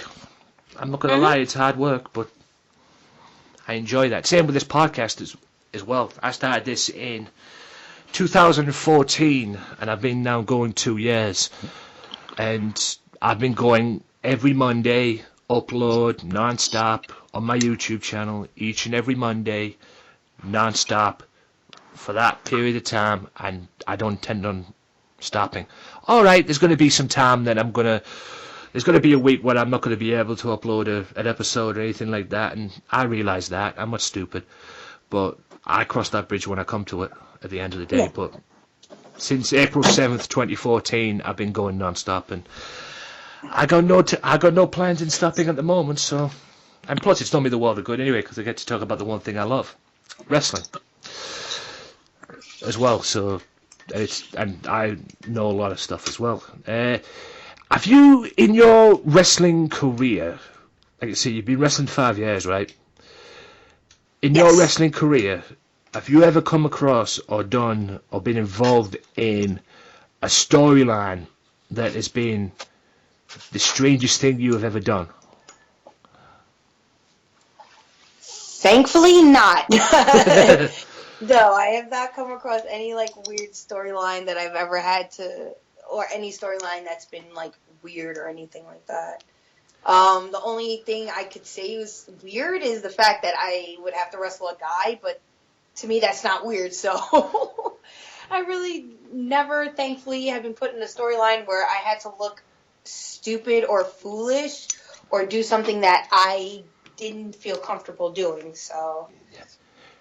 Has there been any promoters that you've worked with during your 5-year career that have come across as douchebags, or have you not been able to get along with, or have you been able to work with that person, or I mean, has there been any of them in your career? I won't lie and say there hasn't. There has, but I feel like what happened was just a lesson learned and just to move on, because I feel like there's so many promotions all over the United States, all over the world, and I feel like if one promotion doesn't want to book me and they want to kind of like bash me and try and blackball me, that's fine, but there's going to be other promotions that are going to look at them and be like, I want to see what she's capable of. Because there's always going to be that one promotion that looks at me and they're going to say to themselves, I want her because I want to see what she's capable of. I've seen her YouTube videos. I want to see if she really is the person that they say that I am. And much to their surprise, I'm nothing like they say I am. And it's happened like a lot. And when other promotions book me, they're like, you're really not as bad as they say you are. And I'm like, well, if you want to know why, and I'll just put up the screenshots and show them. Not even just, I won't even let it come out of my mouth so that they say, oh, well, she told me this. No, I want promoters to be like, well, she showed me this. There's really no other way to refute it. This is what you said. And she's not denying it. She's showing me. I that's why I prefer not to say any displeasures I have on other people. I'd rather let my actions speak before myself. I'm not the type of person. I grew up with a single mother who had to struggle to raise 3 kids and 2 grandkids by herself. And, still had enough money and time and motivation to buy her American dream, a home out in the suburbs. And when me and my sister grew up, we had my brother. He was a Marine. He did his service, and we learned how to be tough. My brother was bullied when he was growing up, and when he got older, he made sure not to let us see that. So when we did see him getting bullied, he had to, put his foot down, and that's not the type of person that he is.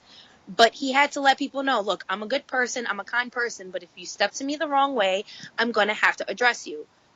Back then, we didn't have Facebook, we didn't have Twitter, we didn't have, we had corded phones and answering machines. Yeah. And even then, it was just like, no, we're going to go right to your front doorstep, knock on the door, and approach you personally. We're not going to, send messages. That's the best way to do it. That's the best way to handle bullies, I feel. Just confront them face to face. At the end of the day, don't use Facebook, even though people do use Facebook nowadays, but don't use Facebook, confront them face to face. They'll soon get scared. Yeah, I definitely remember them days. Thankfully, I never got bullied as much. I did get picked on a few times, but I never got bullied as much. And, yeah, I mean, the only thing... As a female, it's difficult, especially as a female. It is so incredibly difficult. Oh, no doubt. I would imagine so, because you don't expect them to fight. I mean, my theory with me, I used to get picked on a lot and everything, and it's all part and parcel of the whole thing. But my downfall with me back in my day was the fact that I used to rely on the teachers to do the work. What they're supposed to do at the end of the day. I used to rely on them, and the teachers that I was involved with at my schools and that, they never did their job properly. That was my theory. If I had the confidence that I have now. If someone steps up to me, I'm going to at least attempt to beat the fuck out of them. I don't give a damn who they are. At the end of the day, if they come up to me and you step to me, there's so much you can take from one person, and it's going to get to the point where they're going to push that button and you're going to explode. See, that's the difference between our generation and how we were raised to comparing to now. Because a lot in the wrestling business, I know back in the days when you were wrestling and the way you were trained, I know you saw probably a lot of locker room fights break out, and it was just person to person. And nobody ever once said, oh, that's unprofessional. You got to be sensitive towards the wrestlers. Nowadays, you even say something to someone. Yeah. It's all of a sudden a problem. And for me, I don't care. That's a main reason why a lot of promotions won't book me, because I have no problem saying it like it is.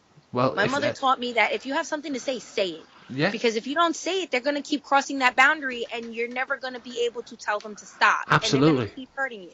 I don't want that to happen. Absolutely. It's the same with my promotion as well, the promotion I trained with and everything. And all right, I used to get along with majority of the people that were there and everything. I used to be always cool with them. You know, they'd bring the best out of there's always that one goon. Yeah, there was always that one goon. There was always that one moron, and it was mainly the promoter. the guy who runs the place, because that's why I'm not back there right now. I used to get sick of getting into picky arguments with the guy. You know, if he was here today, I don't necessarily hate the guy. If he was here today and he came up to me, I'd say hello back. We'll probably have a conversation right now. But there was times that I wanted to wring his neck at times and just make him wake up and help him. But at the end of the day, I used to get into these silly, stupid little arguments with him, and he would do this and this, this and this. And there's times that he wouldn't listen, and he would force people to do things. I mean, I still believe to this very day, even though he'll probably deny it, he used my podcast to get me to come back to his promotion, or to try and goat me back in the ring, because I was never meant to. He invited me to come down to a show, and he said, if you promote us on your podcast, I can get you into shows. I will let you into shows for free. I was like, okay. Boom. Straight there, signed in, no problem. But the first show I went to, I was working that day, so I had to leave work early, and they were cool about it. And I went down to the show and everything, and the next minute I'm in the Battle Royal. So I wasn't there prepared or ready to wrestle, but he goaded me in, so I found myself going back. So I still believe he used my podcast to get me to come back. And like I said, he's invited me to come back and do some shoot interviews and that, but I said to him, I turned him down, and I said, the reason why I turned him down, if it had been any other day, I'd have said yes, but the reason why I turned him down was because I was just sick and tired of getting into these pecky arguments, and that's not what I want in the wrestling business, man. Yeah. Like I said, the wrestling business is supposed to be about fun and everything. Well, for me it is anyway. All right, you get the odd douchebags now and again, but the wrestling business is about fun and that, and that's not cool for me. It really is. At the end of the day, any profession is like, it's all about doing what you love, because if you do what you love doing, you'll never have to work a day in your life. If you like the Wrestling Matters Podcast, why not follow the Wrestling Matters Podcast now on Twitter at WM Podcast for all professional wrestling news. Wrestling Matters, wrestling fans. Oh, welcome back, ladies and gentlemen. Hope you enjoyed the Lexa Rose interview there as well. The next part in that as well. Hope you guys enjoyed that. More parts of that next week. I don't know if I'll be having any guests on next week. I really don't know yet. There's a possible chance I might have. There's a possible chance I may not. Okay, but if not, I will bring you the usual format next week with Ring of Honor and stuff like that. So it's all good. Everything will be sorted for next week. Right, this is the final part, ladies and gentlemen. Just do this quick outro. Reminder, you can listen to the podcast on the Swerve Talk Network. Max Wrestling, Sunday Segway, Evan McCabe's podcast as well, even though he doesn't do them anymore, as well as Offshoot Radio as well. You know the score. I said it earlier on. I'm not going to say it again. You know what it's all about. Check them all out. Show them some love. You know where it's at. Shout out to Mystery Island, plus my other partners as well. OSW TV, Raging Falcon, and all that. Check them out as well.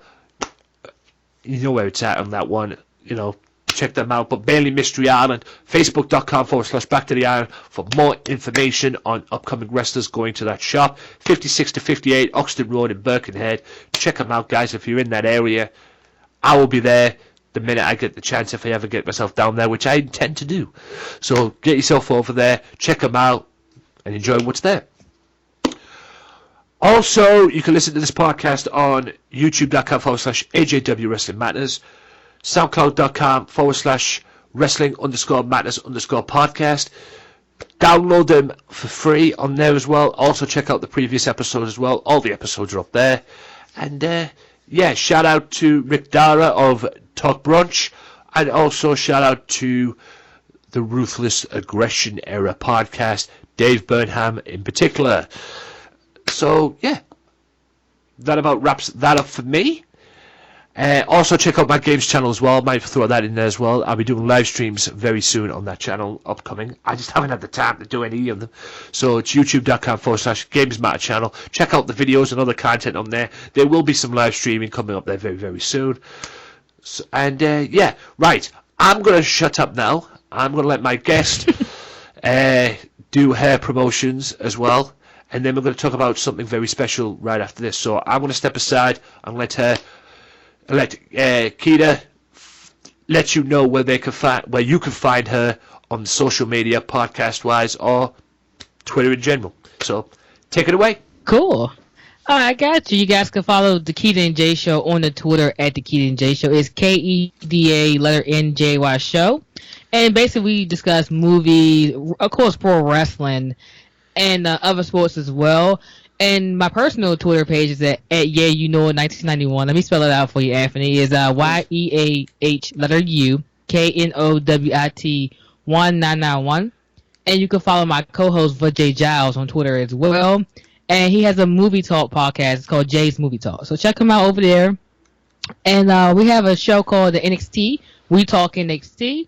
And the podcast on Twitter is at WTN Podcast. So subscribe to our podcast on SoundCloud, Stitcher, and iTunes. And we're on Mixlr, but not this month. My co-host is doing a takeover.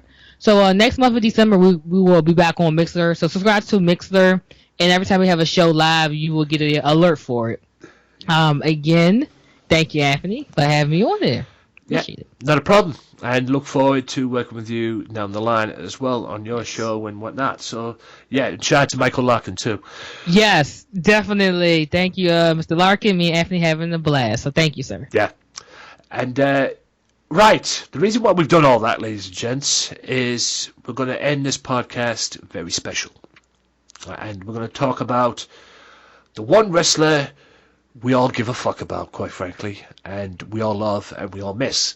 Because Sunday, November 13th, is the 11-year anniversary of the death of the great wrestler that was Eddie Guerrero.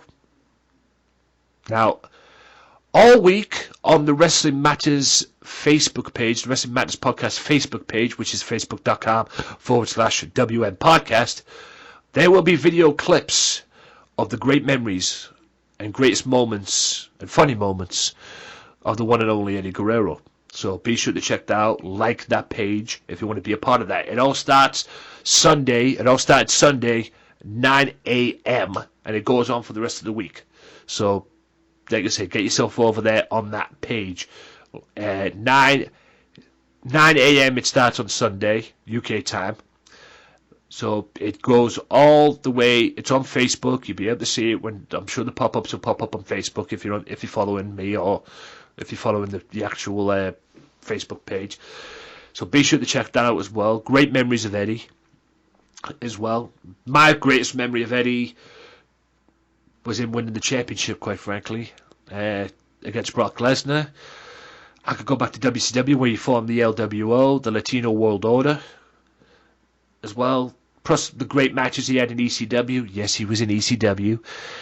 He was the ECW TV champion. He had a great 30-minute match. I believe it was a 30-minute time limit draw that he had with Deep Malenko at one point as well, which was very memorable. Los Guerreros as well. And, And like I said before we came on air to Kira, the fucked up part about this whole thing, this whole deal, is if this guy hadn't died the way he did, leading into to Survivor Series rather, there was plans to put the belt on him, and he would have probably been, or he would have been, world champion. That's the whole sad part about it. What's your memories about Eddie? Oh wow, it's a lot of memories. One of my favorite feuds he has with JBL, and when he was on the top of the cage and he went for it, and that's one of my moments. And the whole thing with the Big Show, that was funny. Remember the whole sewage thing? That was funny to me. And when he won the championship, of course, and he was turning face before he passed away, and he, like you said, he won't get the title, and that never happened. And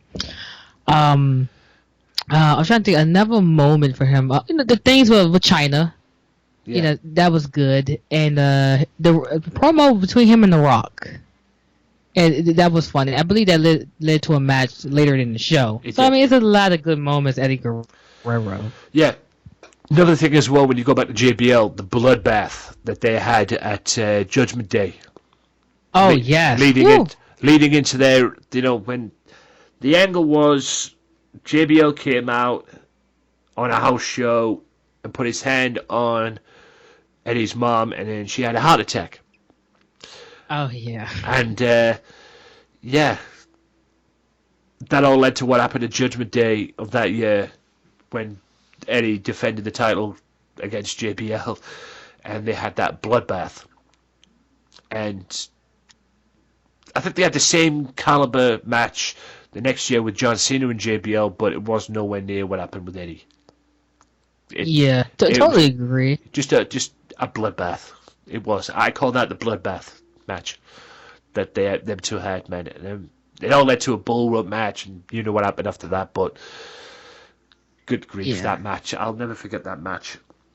I still watch it this day. The chair shots, the bang. It was like a gun going off. And then the blood and everything, and Eddie just holding the belt up high with blood pouring down his face. He was basically like wearing a mask. It was just all over his face. Couldn't see a damn thing. And that was probably one of the greatest matches I've ever seen that he'd been involved in. And that showed he had a pair of balls on him, quite frankly. It's amazing he didn't pass out. But all great memories of Eddie as well. Did you ever watch Eddie in WCW? Oh. I watched some stuff on the at the time it was called 24/7 on Comcast at the time, so I saw some of that stuff, and I saw some of his ECW stuff as well. Yeah, so it was good. I was like, wow. Yeah, he was in ECW as well. Like I said, with the match he had with Dean Malenko, there was a few other matches as well. He was part of Taz getting his neck broken on a show in ECW as well. It was a match. It was a tag match involving Dean Malenko, Too Cold Scorpio, Flash Funk to WWF fans, against Taz and Eddie Guerrero at Fort Lauderdale, Florida, and a pile driver, which was done by Scorpio and Dean Malenko, mainly Scorpio, and Taz admits himself he had his neck broken, and Eddie was in that match as well. He was a part of that match, and just so many great memories of Eddie, and that is probably the perfect way to end this podcast. Wouldn't you agree? Yeah, definitely. Yeah, I mean, if you don't know who Eddie Guerrero is, then you don't know wrestling. Get yourself, if you want to know more about Eddie, watch the WWE Network. Subscribe to the WWE Network because you'll soon know who he is. And like I said, be sure to check out and look up Eddie Guerrero on YouTube as well. Just type in Eddie Guerrero in the search engine, and you will soon know who he is. 11 years to this day, from yesterday, as this is going out Monday. 11 years. Damn, it's flew by. Yeah, I remember when they went on that woman. Was that Raw or a Smackdown? You know, when he passed away. It was a Smackdown. And I was just like, Smackdown, okay. And it was like, Wow. I was like, no, this is not real. Oh, no. Where's Eddie? And then like somebody told me on the news, it was like, what happened to Eddie Guerrero? I was like, what? They said he passed away. And I was like, no, he didn't. I just couldn't believe it. And then I saw all the videos and I was like, wow, he's really gone. Yeah. And I actually did a paper on him too in school. Yeah. Yeah. I know, right? My teacher's like, what is this? I was like, yeah. I mean, you said write freestyle, so that's what I did. Yeah. Yeah, but like I say, Eddie Guerrero, gone, but damn sure not forgotten. And you'll probably see me on my Facebook page as well, The Head Anthony Walker, facebook.com/The Head Anthony Walker. You'll see me wearing an Eddie Guerrero t-shirt as well, as plus an Eddie Guerrero banner. That's going to be up for the whole week. Same with everything on the Wrestling Matters podcast Facebook page as well, facebook.com/WM Podcast, at WM Podcast on Twitter as well. That's the Twitter page. Check it all out, guys, and I think we'll end it there. Long live Eddie Guerrero. Thank you to Keda for coming on the show. It's been a pleasure. My name is Anthony Walker. For Keda Hubbard, I'm Anthony Walker. This has been the Wrestling Matters Podcast. Wrestling Matters. Until next time, peace out. Well, enough is enough, and it's time for a change! Professional wrestling! This is it! This is us standing up! Yes! Yes! Yes! Yes! Yes! Yes! That's 13-14!